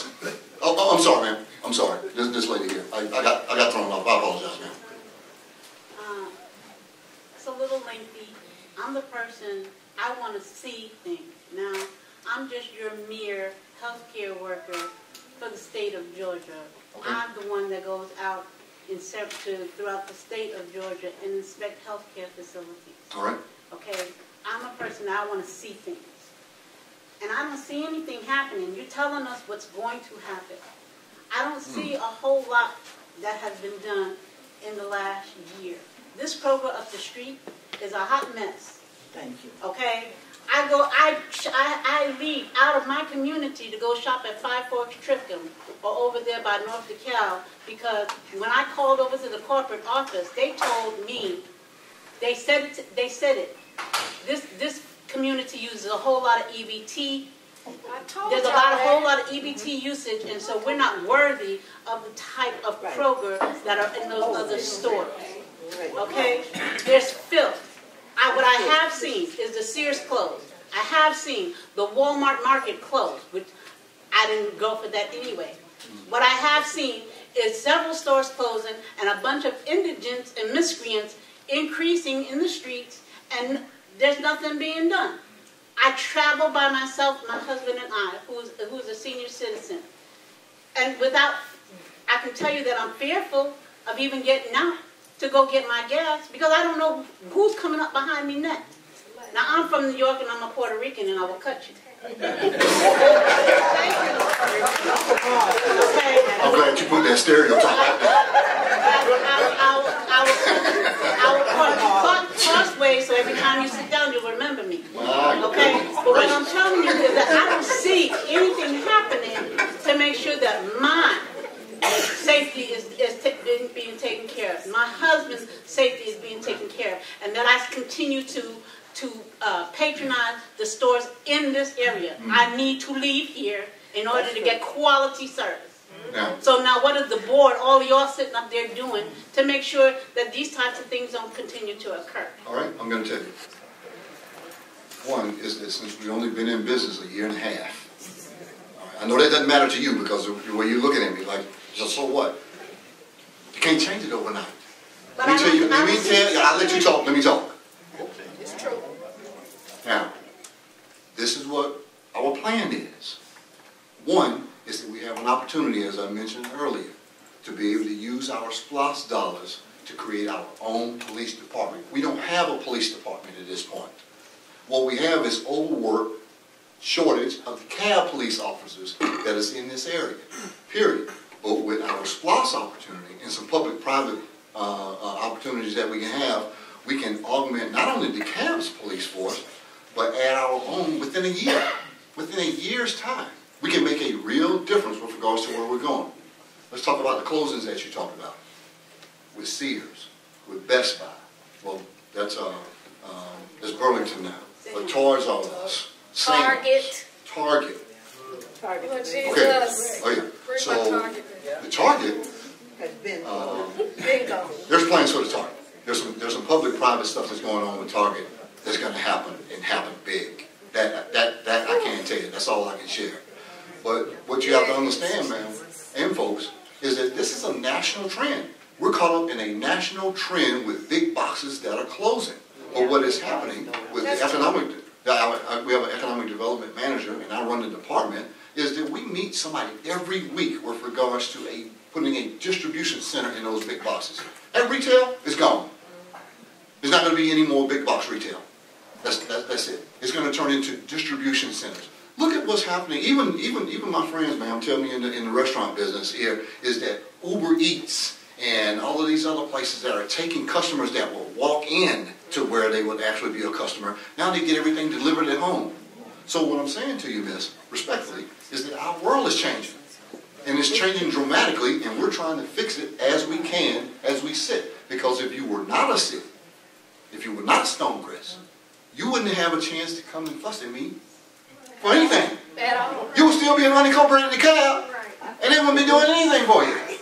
So at this point, you're here. I'm listening to your concerns. I'm listening to the things that are happening here. We put things in place. We have a development authority. We're creating a CID. We have a tremendous focus in our industrial park. Because the more commerce that we can drive here, two things will happen. Your taxes will lower and your home value will rise. Your taxes will lower and your home value will rise. Because now you have commercial business and industrial business coming this way. But it can't happen overnight. Yes, sir? Yes, ma'am. I was in Waffle House down on Evansville about 10 days ago, where the service is about the best in Stonecrest, by the way. There are real nice people down there. And the gentleman who was paying in front of me, we were in line at the cash register, was wearing a City of Stonecrest shirt. The Waffle House employee looked at it and said, "What is the City of Stonecrest?" And my question is, the borders of Stonecrest are somewhat arbitrary. There's no town center. There's, with the mall being what it is, there's no center. Right. What thoughts do you have about creating a community out of the people in these borders, so that, good grief, somebody who works here and said she lived a couple of blocks away actually knows that it's a city and takes part in it? Right. Good question, Mr. Barnes. And I'm going to answer that with two questions, two answers, as a matter of fact. Because it goes back to something that someone hasn't asked yet, but you just sparked my attention with it. As we speak, even tomorrow, myself and the Development Authority, this will be our second trip going to a different city, seeing how they started their town center. The first trip that we made 2 weeks ago was in Smyrna. Oh my goodness gracious. I mean, the presentation they made was, no offense to anybody, from redneck to riches. They are riches. And they showed us how they did it, how they applied for money, what needed to happen. Tomorrow, we go to Swanee. Let's go look at Swanee Town Center. How did they create that particular piece of it with public-private partnerships and grants and dollars on the end of it? That's what a development authority does. But I want to tell you something that Mr. Clinton is working on, Councilman Clinton. I think this is probably the most genius idea that I've heard since we've been here. He and another person is creating what is called the Stonecrest City of Approval, where they actually will have these restaurants. We got the worst service in the world. Come on. It's just, it's not cultural, I don't think. It's age-wise. It's age-wise. The young people haven't been taught, how to wait on people, how to do things. So what Councilman Clanton created, along with the DeKalb County Visitors and Convention Bureau, we're going to take these restaurants, we're going to train these people, and once they pass a certification, then they get a Stonecrest badge of approval with regards to service. So we're going to take it with our own hands to be able to help these young folks be able to learn how to serve people. That's good. I take my hat off to Councilman Clanton. That's his initiative. That's his particular piece of it. Being able to get things done. So I just said that to say we have to take this in our own hands to make it better. We have to take it in our own hands to make it better. And they're just not trained. Their era is different than our era. I mean, I'm looking around here. There's a few of you younger than me. There's a few of you older. However, we're in the same era, and they grow up different. They're disrespectful, ready to fight. All of this kind of nonsense and the stuff they watch on TV. So what we have to do in Stonecrest is to save the ones we can save. That's right. That's where we have to save the ones we can save. We're 53,000 folks, and we will be something to reckon with one day. Because when people say, well, what you doing now? You ain't doing nothing now. You can't say that. We're laying the bricks and foundation as we sit today. And when you look around 3, 4, 5 years from now, and you go, oh, now that's what I'm talking about. Because if we were not a city, you will be in the same place for the next 40 years. Nothing would be happening for you. You now have mayor and council out there fighting for your rights every day, all day long, to make this a great place to live. That's what we're doing. Yes, ma'am? Yes, ma'am. Oh, wait a minute. I'm sorry. Ms. Harrington, who's, Okay, so we heard about a Yes, ma'am. hotel that was coming to the area. Do you know if it's going to be on the site of where the old one was knocked down? Or do you know if they're going to break ground? That's where they say they're going to put it. Okay. And they've been to our, city, here a couple, 3 times with their sites and plans and that particular piece of it. Yes, ma'am. So what is it? Hotel. It's a new hotel because they did, believe it or not, they did demographics, and those hotels make a whole bunch of money. Wow. So the one Yeah, that do. was that the mayor got knocked down, there's going to be a new hotel. I forget the name of it, but it's She said, but it was it's kind of exotic sounding. But Right. It's like a specialty. It's like a specialty hotel. It's like a boutique hotel. Right. Yeah. But I can tell you something, Ms. Harrington, Mr. Manning, that, and you will watch my words on this, it's going to take just one. It's going to take just one something to happen, and then the avalanche started. I've seen it. That's how Avalon started. If you ever been out to Avalon, it's near. Everybody loves Avalon. They just started just with one thing, and the next thing you know, it spiraled. And we have the land space and the competency of our city government to make these things happen. Yes, ma'am. Stonecrest has probably some of the best housing in DeKalb County, north, south, east, or west. We have some of the best housing, even though we're getting inundated sometimes with these apartments. Good. But the fact of the matter is, we don't have a sign that announces you're in Stonecrest. That's number one. Number two, the stores, and Kroger is, I have to agree with her about Kroger. A quick little thing about that Kroger, I went in there one day, and the store was just spotless and clean. And I said, oh, you must be expecting company. And, but I don't bite my tongue. And I looked, and they had people from the district office there. And they had cleaned the store completely, so the store can be clean if they are asked to clean it. Now, I've had a couple of problems that I don't think Stonecrest has coordinated well enough with the DeKalb County Health Department to make sure that certain violations are not just swept under the rug. To give you an example, when we had and she's a nurse, she can say it a little bit better. One of the ways you get cholera is from contaminated water.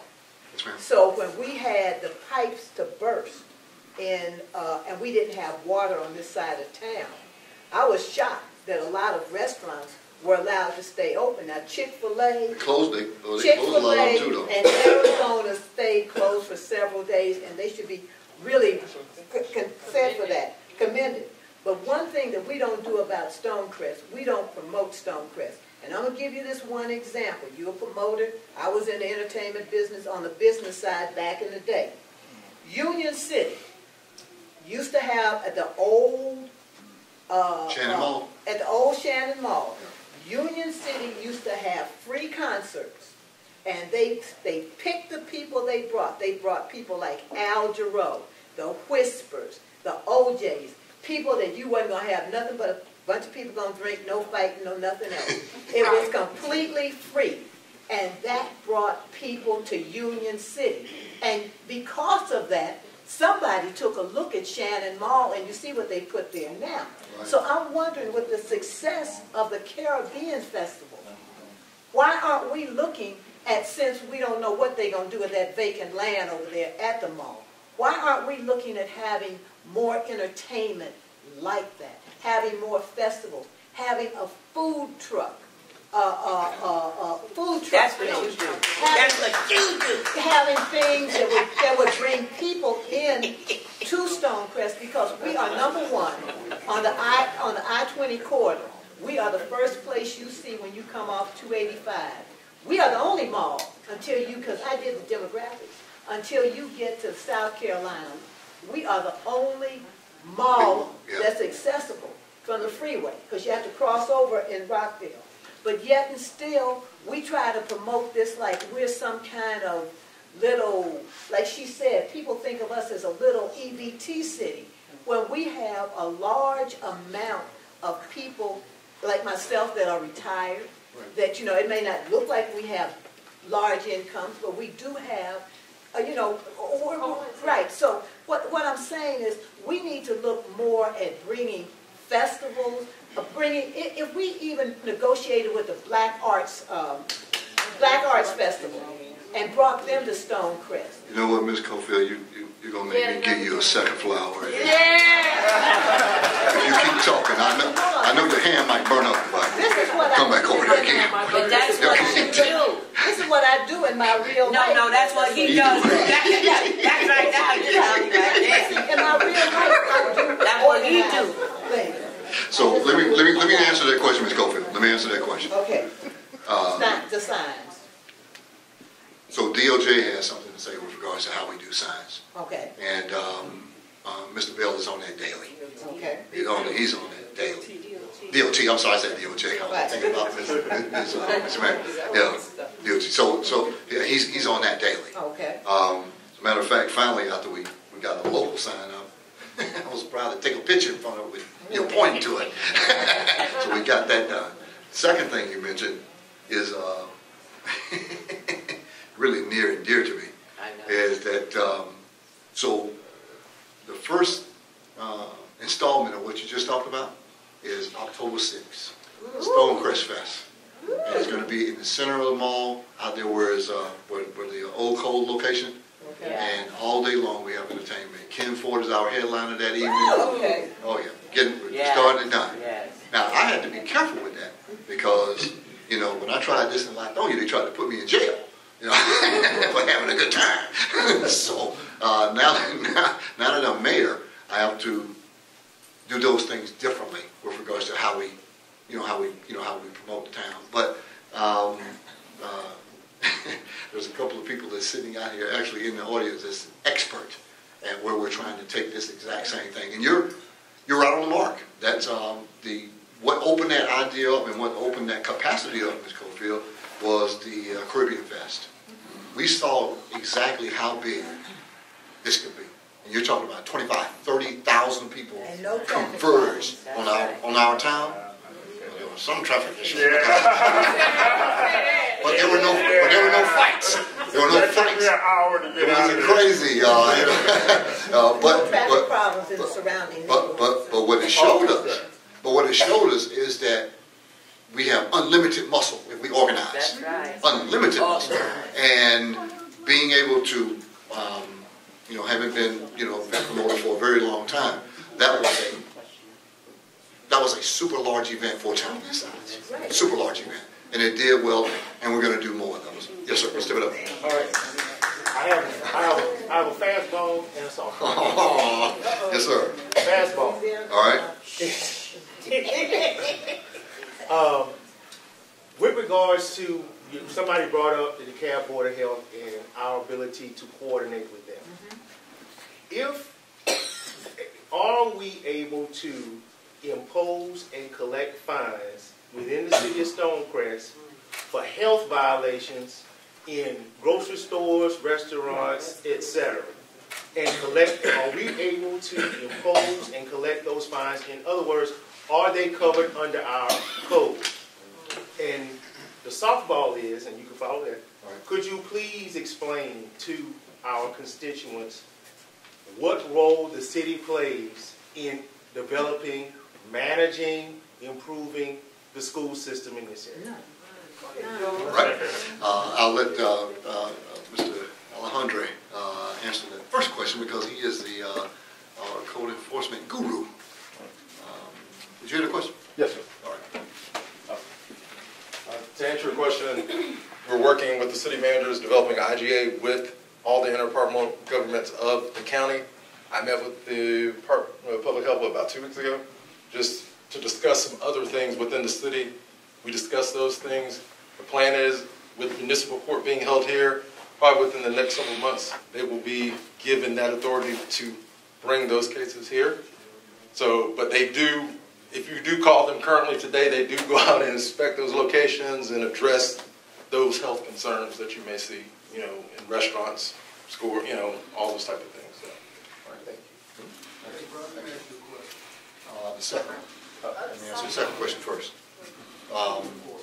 The second part of your question is, what role does the city have with regards to education.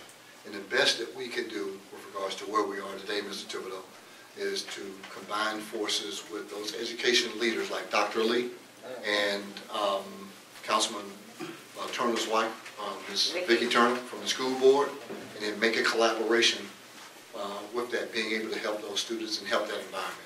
But as far as the city is concerned, you know, we don't have a budget. You know, we don't. None of the money comes to us to be able to do that. You know, we can volunteer and help from that standpoint. All right, thank you, sir.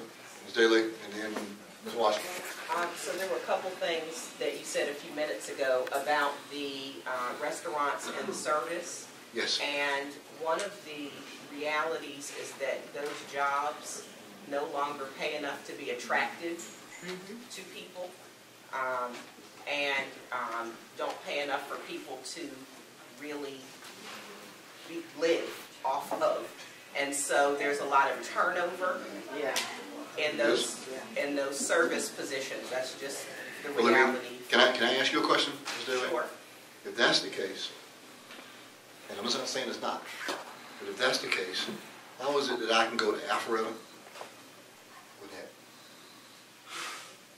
Smyrna, ride through those same franchises, ride through those same type of folks? Hello, sir, can I take your order today? What's it going to have for you? Anything we can do for you? Well, I think they're Come back on this side of town. You actually interrupted me. You know, you've got to put my spoon in the bag for my oatmeal. So. Well, I think there are a variety of things. I think if you go to Chick-fil-A here, Correct. you get consistent service. Yes, ma'am, so you are correct. Chick-fil-A's here in Stonecrest, so I think, and they pay better than the other restaurants. They do. They have more benefits and things that they offer their employees than other restaurants do. All right. That's a good point. And the restaurant industry in general, I actually do this research, so Okay. the restaurant industry in general has a challenge with this right now, as do all service jobs, which don't pay enough for people to live off of. So I actually was throwing that out there just to make a part of the conversation.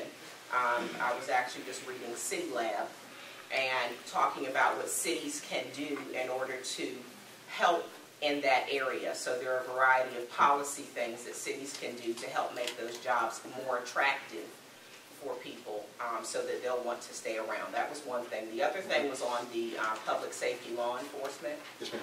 And I hope that we can have conversations like this one where we get to participate and talk, but also to hear from other law enforcement and public safety and municipal experts about other things that are going on. I had the opportunity in my municipal career to see very successful partnerships between county law enforcement and local cities, because it was entirely too costly for every single city to start their own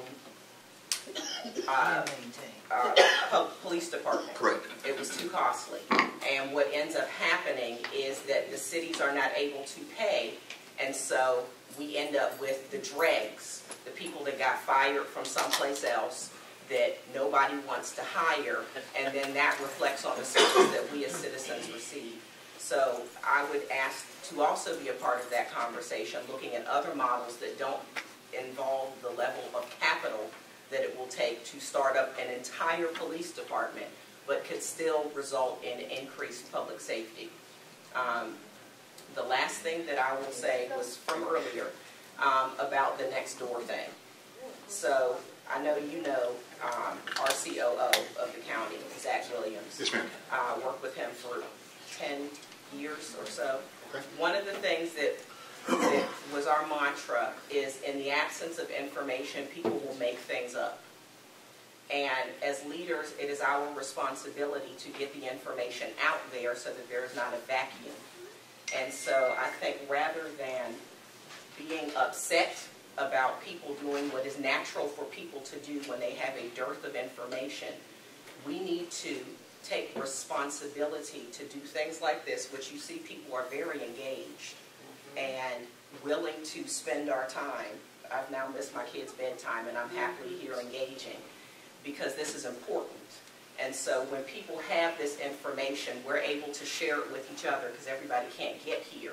But then next door doesn't have to be an enemy. It can be a place where we exchange information because we're not in the dark.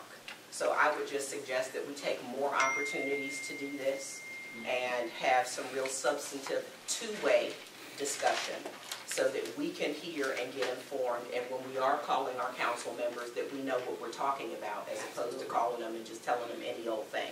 Right. So thank you very much. Thank you. Very welcome. Thank you for your comment. Ms. Aaron. Emmanuel, I apologize. I'm sorry. Emmanuel, I'm sorry. That's okay. Is there a way to ensure that the status of the Rice Consulting agreement is on the next agenda so that the citizens know where we are and that nothing's been approved or just the status? Because right now, there's not been a whole lot of information. And I'll tell you what, since you have your mayor and your mayor pro tem sitting here, I'm going to commit that it will be on the next. Great. Thank you. Thank you. That's a discussion item. I'm sorry, Mr. Is it going to be a discussion item? Or is it? Definitely. Okay. Yes, ma'am. All right. Yeah. All right. All hearts and minds clear?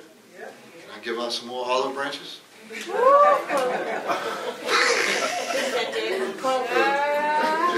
She said you need to take them up the crocker. Oh my God. Can we not make a phone call and ask them about this? Goodness gracious. Give me a whole food. Give me a whole. Yes, ma'am. That's right. I apologize, ma'am. You had your hand up and then Yes, across the street. Really basic. No. Let me hear it, please. Let me hear it. My question is really basic. We talked about all the different ventures that we can have to grow our city and all. We talked about the demographics and everything else, but my concern is first impression is the lasting impression. I don't know from which pot it comes from, whether it's Splosh or it's general fund or whatever. Yes, ma'am. But just basic cleanliness, like just cutting the grass and the 3 exits that we have, that each of those 3 exits be all cleaned on all 4 corners, so that each exit from the beginning of Stonecrest to the end looks like Stonecrest is just taking care of at least the basics of our city. Ma'am, you're so right, and the reason that they are tickled crazy up here is that we get a weekly picture, no, every other day picture, for these guys who are, I mean, you're right on the mark. And the thing is this, I'm curious myself as to how these other exits in other towns are just stellar at this point. And we get off our exit, and I'm like, what is happening here? You know, is it? Well, I'm going to give you the short answer. I got some people on top of me about this, and then I'm in conjunction with our beautification king, which is Councilman Clanton, and we got to do better. We got to do better fast. I mean, it's simply that, because the other part of my job here is all day, every day, is bringing companies here, you know, trying to get them to relocate, and I have to drive different ways to get them where I want to take them, because I know what a certain area is going to look like if I go by there. Same with out-of-town guests. Yeah, same with out-of-town guests. Yeah, and we're in turbo mode to get that fixed, and you know, Ms. Daly has been. She's correct. This is the place to start to get it done. Mr. Mayor, while you're on the subject of that, I hate to interrupt you, but to say this, on Evans Mill, right? Now, we have a new business that moved in there, and I'm planning on eating there soon, called Mill on Evans or whatever, and it looks pretty decent. Yeah, but our biggest problem there is the old Kentucky Fried Chicken, and it has been opened up everything there. And you know, I understand people have problems with lawnmowers and things like that, but they are a corporation, and somebody owns that. And why it's been allowed to sit there like that, you know, for that amount of time. You have my attention. I think code enforcement might be aware of it, or should be aware of it. We're aware of it. They're locally owned. The owners that own that property are locally owned. We've issued notices to address I think about a month or so ago, they had a mattress out there in the driveway. Shut up! Somebody was sleeping on it. Yeah, so we are addressing those vacant properties, and we have some things in the works working with the city manager to address those. That's one of our business streets. Yeah, I agree with you, Ms. O'Reilly. Ms. Schofield, I 100% agree with you. There was one other person that was in this area that, oh, too late, that's right. Ms. Washington, I apologize. Yes, ma'am. I'm excited about the city's I had a question about Stonebridge. Okay. It's been like 9 years since the recession, and I had bought my house for a certain price. My house still, right today, is underwater. Yes, ma'am. I can go to other communities like Brookhaven and stuff. They're like 200, 300, 400,000, and Stonecrest is still underwater. Can we as a city, what can Stonecrest do to help us get our houses at least to what we pay? Very good question. Very good question. And a valid concern because we're there with you. You know what our road to salvation is here in Stonecrest? Economic development. When we start to be able to drive business and get here, we don't have to build another house in Stonecrest. I mean, I'm glad that we can, but we don't have to build another house. We need these two components to come together that I feel very strongly about that I think that will happen on this solution. Is that one is we have a unique opportunity to drive revenue in our industrial park. Unique opportunity with this. And two, our commercial hub with regards to what's happening in and around Stonecrest to make it that viable town that we talked about with regards to how Smyrna and how Swanee and some other places that we're looking at with regards to a town center. That drives commerce. And when you drive commerce, quite frankly, your housing, you'll be happy to pay that extra tax because then your housing value goes up also. I'm tired of taking down real buy your house signs. I'm tired of taking them down. Right. I understand.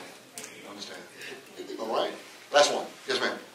Mr. Mayor, I Ma'am. want to know why signs cannot be put out for violators that dumping garbage in Stonecrest. You can get a sofa if you want out there, a refrigerator, a tire, or anything you want around this area.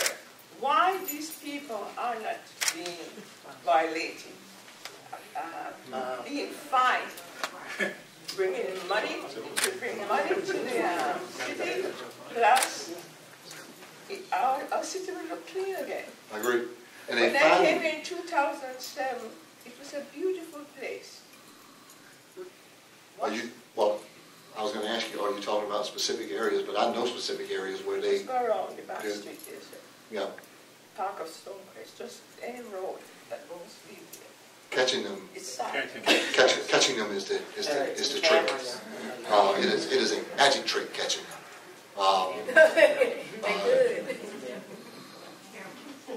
We're gonna have, remember that city of innovation piece that I talked about with regards to citywide cameras and that particular piece in public safety? That's going to help. That's going to help do a big piece with that because now you start having eyes in the sky, and let me give you this example. Mr. Jordan and I went to Chicago to see this exact same demonstration where they had cameras throughout this town where it's not even as large as Stonecrest, Peoria, Illinois, as a matter of fact, and they could show everything that was happening in real time, give them a ticket, catch them, everything. It's all technology related. And I can promise you we're headed down that street. And we have the money to do it. How about that? Without raising your tax dollars. All right. Yes. Mayor, I just want to know, where are we in terms of you finally becoming full-time? Because we recognize what everybody here does, or at least I recognize what everybody here does. And I recognize that as soon as people say, give him a raise, people have come out, they've said, no, absolutely, you haven't done anything. But just by listening to the places that you have been to, I don't think people understand that you are paid a part-time salary. You're not even a full-time employee. So is there a way that we can bring this up And I know the initiative wouldn't have even been effective for you. It would have been based on the next mayor coming in. But is there a way to help people to understand, if you want these services, you need somebody who maybe can be paid full time? Anyway. So I'll answer that. I'll answer that this way.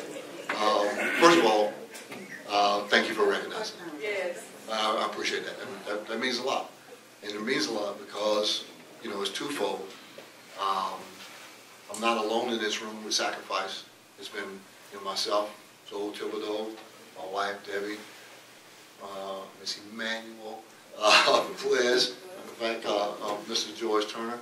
I can name several people that, that took this journey with us. So I never wanted to give the impression that, this came along.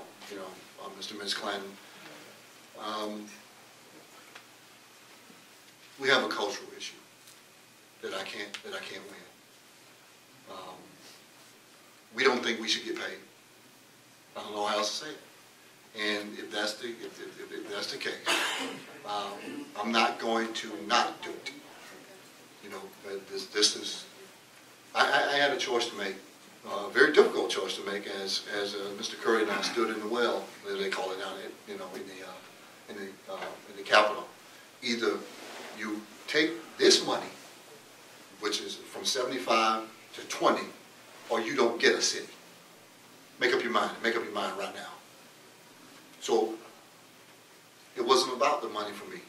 It was about having this city, and then once we got a chance to be a city, then I would bring that. If I was lucky enough to win mayor, then I'll just bring it back up at this particular time. But it's been such a hotbed. It's been such a contentious subject that I just rather let them, handle it in the legislature if it's going to happen. Because the things that I hear, ma'am, is words like, "What he knew what it was before he ran." Of course, I knew what it was before I ran. I was the one that invented it. I was the one that put it together. Oh, exactly what it is at this point. And not to be mean about it, or not to be anything other than God will look out for us. It's going to be okay. I just don't want you on EBT, sir. I don't want to be on it either. I'm going to take Ms. Pollard, and then I'm going to take the lady in the back, and I'm going to end with Ms. Dalley. Ms. Pollard. You know what I want to say is that, first of all, we know the English language is the most indefinitive language that we speak through. One thing, it means so many, many different things. And not only just in a conversation getting started in the street, those among us who don't come, that do not know, it spreads. You know how you start, I tell you something, by the time it gets over there, something totally different, right? People that don't know. This is why I think this is the start of something very, very wonderful, and being able to be participatory in the discussion face to face. And then when we go out, when we speak, we know what we're speaking of. And when people don't know, it does reek of non-transparency, because we don't know.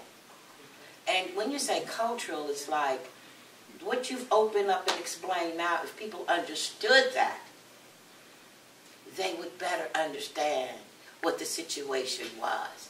Everybody didn't know that it started here. In order for it to become a reality, it had to go there.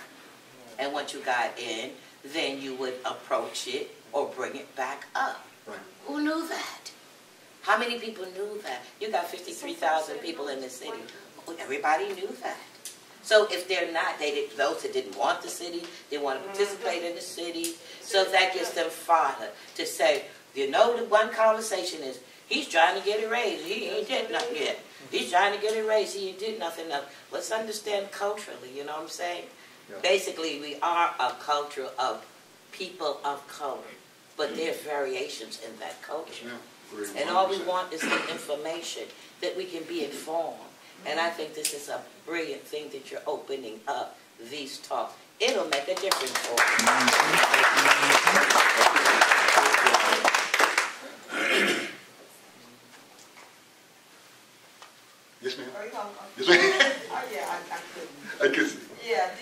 mentioned about the sports complex. What's the status?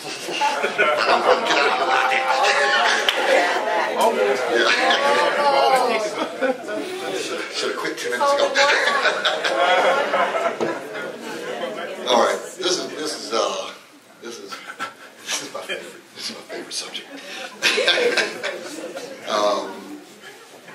I'm going to tell you what I think is going to happen.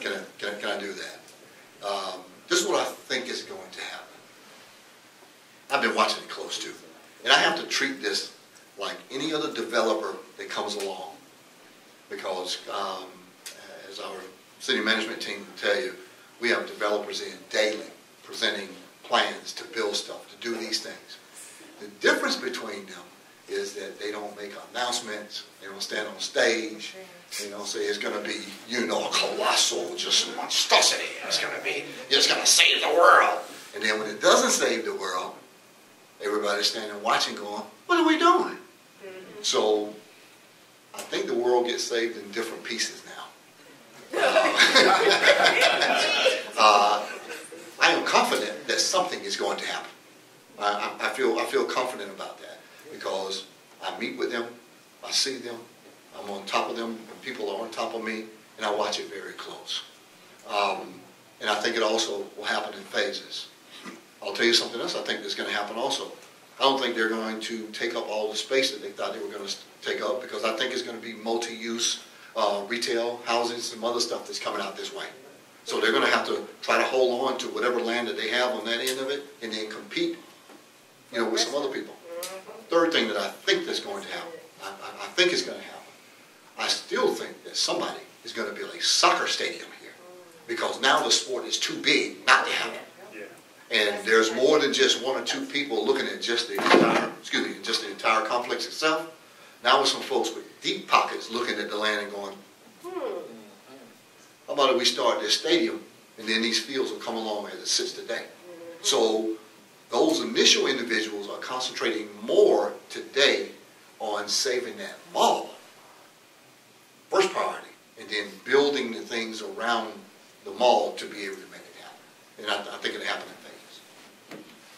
That's my take. So to get back to some clarification around the salary question. Yes, ma'am.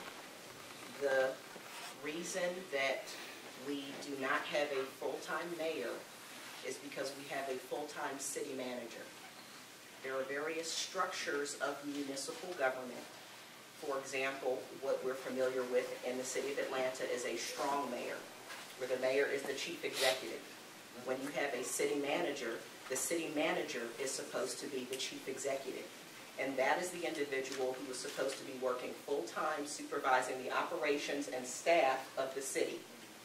So to have a charter that calls for 2 full-time chief executives is not only not a good use of taxpayer dollars, it is utter confusion and not how you manage an organization. And so we have got to decide, which is why some of us have been calling for a charter review, so that we can fix these kinks in our charter to decide what kind of city we want. There is tons of evidence that cities that are managed by professional city managers full-time, called the council manager form of government, tend to be more efficient, tend to have less corruption, and have better outcomes and more engagement overall because of the way that they are structured. Unfortunately, our charter is not written in such a way as to make that clear. And so there are some conflicts, which the mayor himself has alluded to, with having supervisory capacity over the city manager, as well as voting on the city council, which is akin to the mayor, akin to the president also being in Congress. It's poorly written. So what actually needs to happen first, not putting the cart before the horse, what needs to happen first is that we revisit our charter, that we write it the way that it should have been written in the first place. There are model charters that the International City County Management Association puts out, model charters that the League of Cities or any of these organizations that you could go find, and it would be very clear. So I think that's a conversation that should happen before we start talking about raises, and that actually is just not the right context for it, because elected officials don't get raises. They're not like employees. They don't get performance bonuses. You don't evaluate them based on, you know, those types of things. And so that kind of conversation actually muddies the discussion. Now I'm going to give you my piece of it, Ms. Daly. I'm going to give you my piece. Respectfully, you don't know what you're talking about. Let me tell you why. I don't care how. I was only an assistant county manager for the largest county. Yeah, but you've never worked a new city before, and you've never written a new contract or written a new charter for a new city before. I'm going to tell you. You had your thing. So let me explain it to you. Let me explain it to you. Maybe you'll explain if you just listen for a second. So,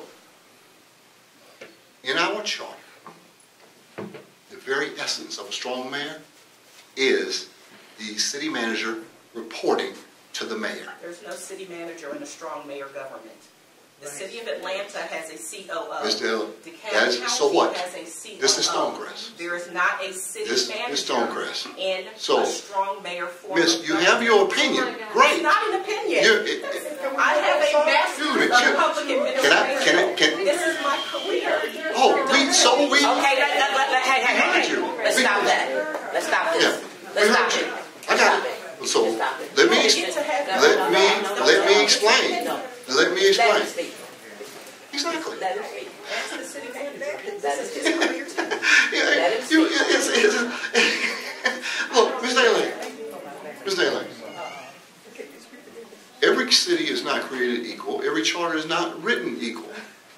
Okay? I don't care if you got 100 years of municipal experience. It's different here. And let me tell you why it is different here if you will listen just a moment. It's different here because we knew we had to have a full-time executive to go out and get full-time business for this new city. We knew this going in. There are people in this audience that was on that committee to start the city from day one, 5 years ago, with regards to drafting the charter, with regards to how we were going to set it up. Just because the rabbit has run that race in 50 other cities or 1,000 other cities did not sit for Stonecrest. It did not. So, in this essence, the same way that you're having a different opinion with regards to what we're saying is that the city manager and his staff, they work for me. I'm the chief executive in charge. Now, just because I'm not paid that way does not mean it is not that way. And in the people's haste to take that money down so fast, they didn't take my responsibility down. All they did was just take the money down. But they did not take the responsibility down. But we knew going in as a city what the heavy lift for a mayor would be to get a new city off the ground. Because you have worked in other places that it's not that way, that means that it's not right here. It's right for us here. You call Brookhaven, you call Dunwoody, you call the same cities that have 10 times the budget that we have. They have 10 times the money. We here in Stonecrest have to work 10 times as hard to stand in the same place with them. I do 10 times the work that they do. Not just myself, but the mayor's job, period. That's how the charter is written. You disagree? That's fine. Okay? That's fine. You disagree. But I'm telling you, the heavy lift that we do every day here, from a mayor's position and from a staff position, that's how the charter is written. Now, if you want to go detail for detail, inch for inch, the man that wrote it is right there. That's not my issue. It's creating making sure, first of all, that citizens have an understanding of how a city is supposed to be managed. That is not common knowledge. I understand that, Ms. Daly. But a new city, though. Why is it okay for you to interrupt me? Oh, my goodness gracious. Okay, bring it on. My bad. I apologize. Why? Please, continue. Please. Please. I appreciate that. So, there are reasons and standards for why there are structures that exist. So regardless of what the heavy lift may be for the city, having 2 chief executives or a chief executive who also has legislative authority is problematic. That was poorly written, and we need to address it, which is why in section 6.05 there is a provision for us to review the charter so that when those inevitable kinks are identified, we have the opportunity as a city to work together and correct those. And having somebody who works full-time, I think from an economic development perspective, that would be great. To have a full-time economic development executive is not the same role as having a full-time mayor who supervises another chief executive who is trained and educated to already be a chief executive and report to the city council, not to a strong mayor. Thank you for your opinion. That is not an opinion. FYI, am a graduate of the International City County Management Associations. Excuse me, I'm actually talking, Mr. Attorney. You're going to wait a second.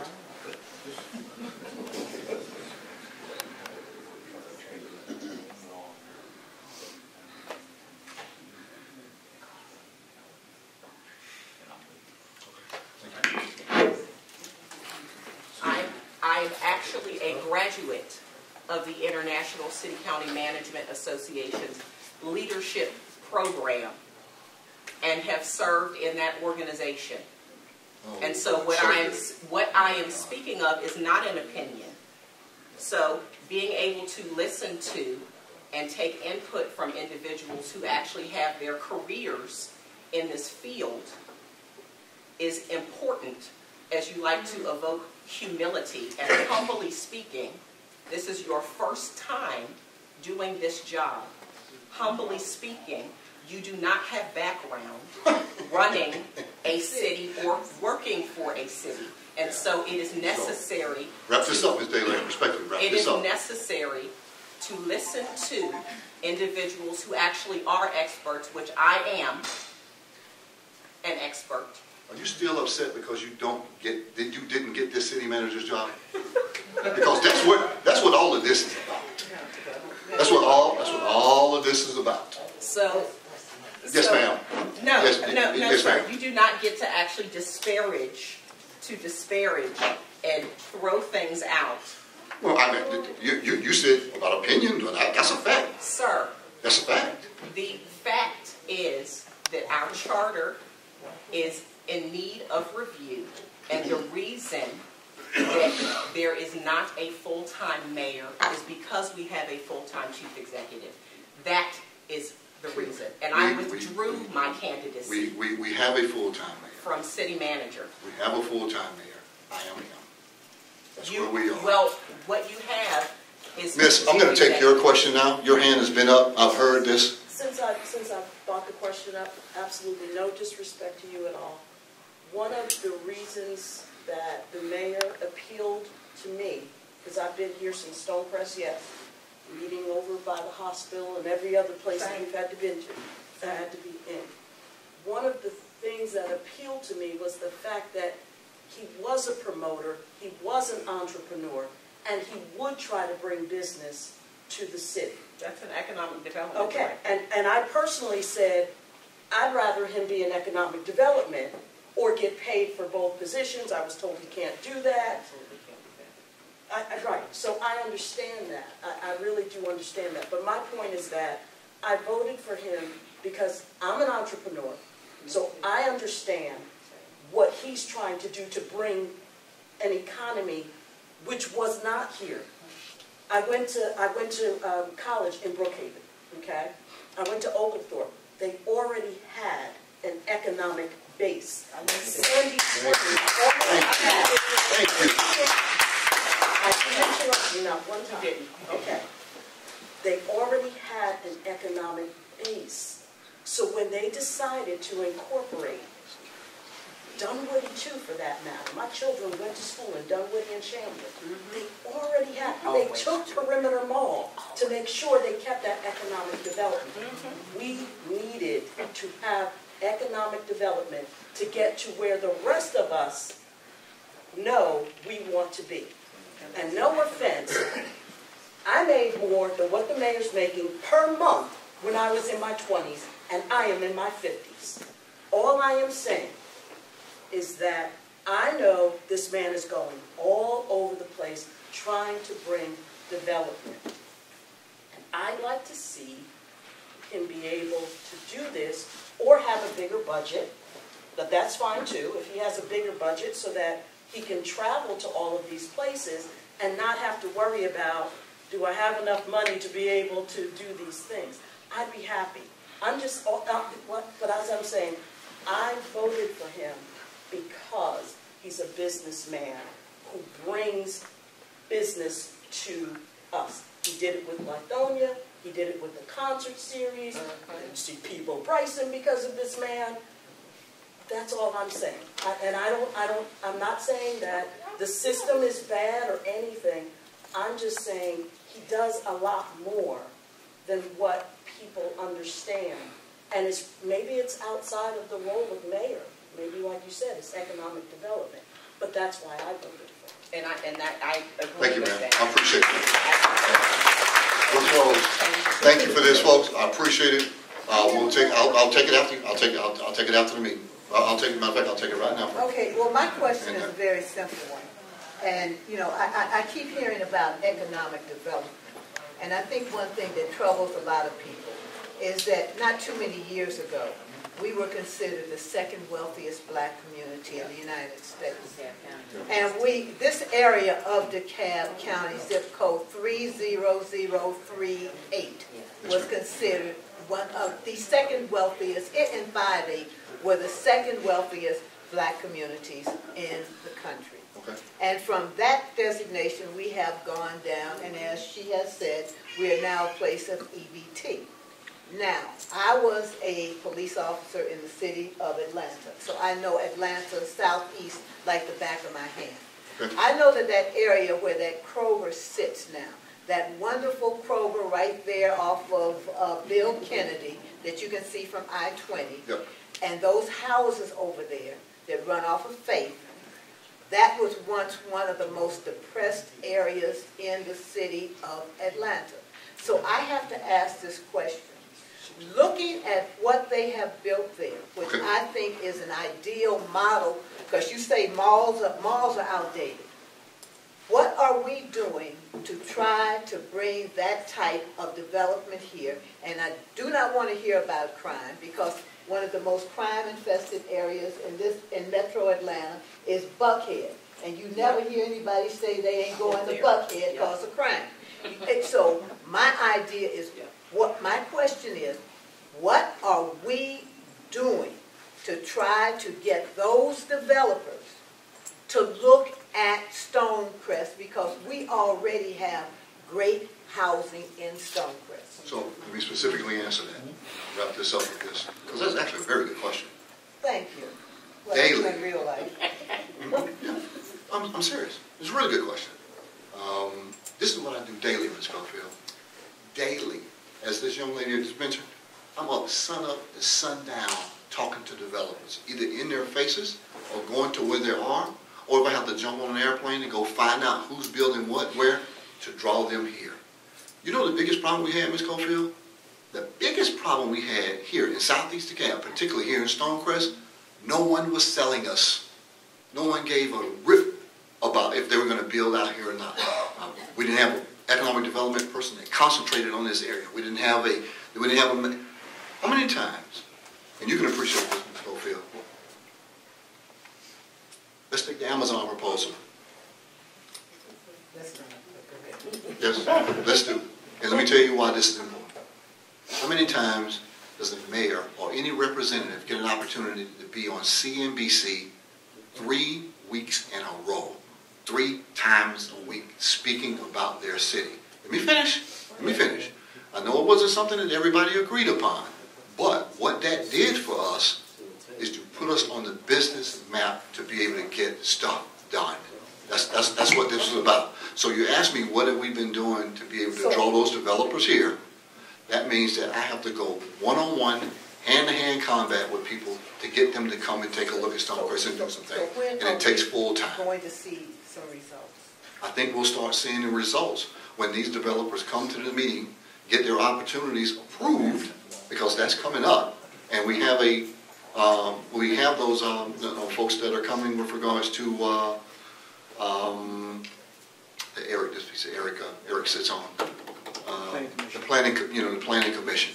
So quite frankly, Ms. Schofield, those are the beginning routes to be able to make something happen. I'm going to stand by my thing that I said at the first Stonecrest meeting, and that is that we need to look at the builders in East Africa.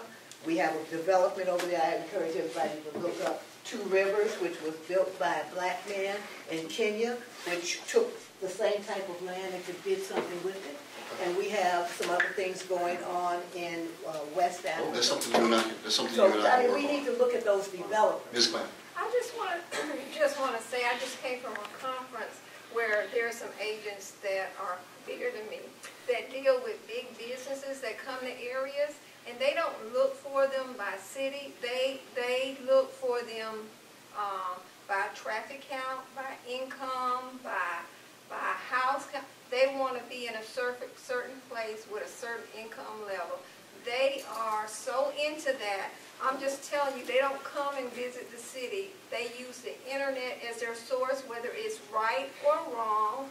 So the next time we have a census come out, we need to make sure when they're knocking on the doors, we give them the correct income that we're making, and so that we can be counted. But how does that explain what happened in East Atlanta? How does that explain what's happening in the West End? No, the West End is black folks. So how do we say about that? You know, I'm just saying, when a Starbucks comes to an area, they want to be next to a Dunkin' Donut, and they want to know how much that Dunkin' Donut is making by the millions, and then they'll bring their place here. That's how they work. It's not coming to a city. All right, guys. Thanks for coming out. Appreciate you.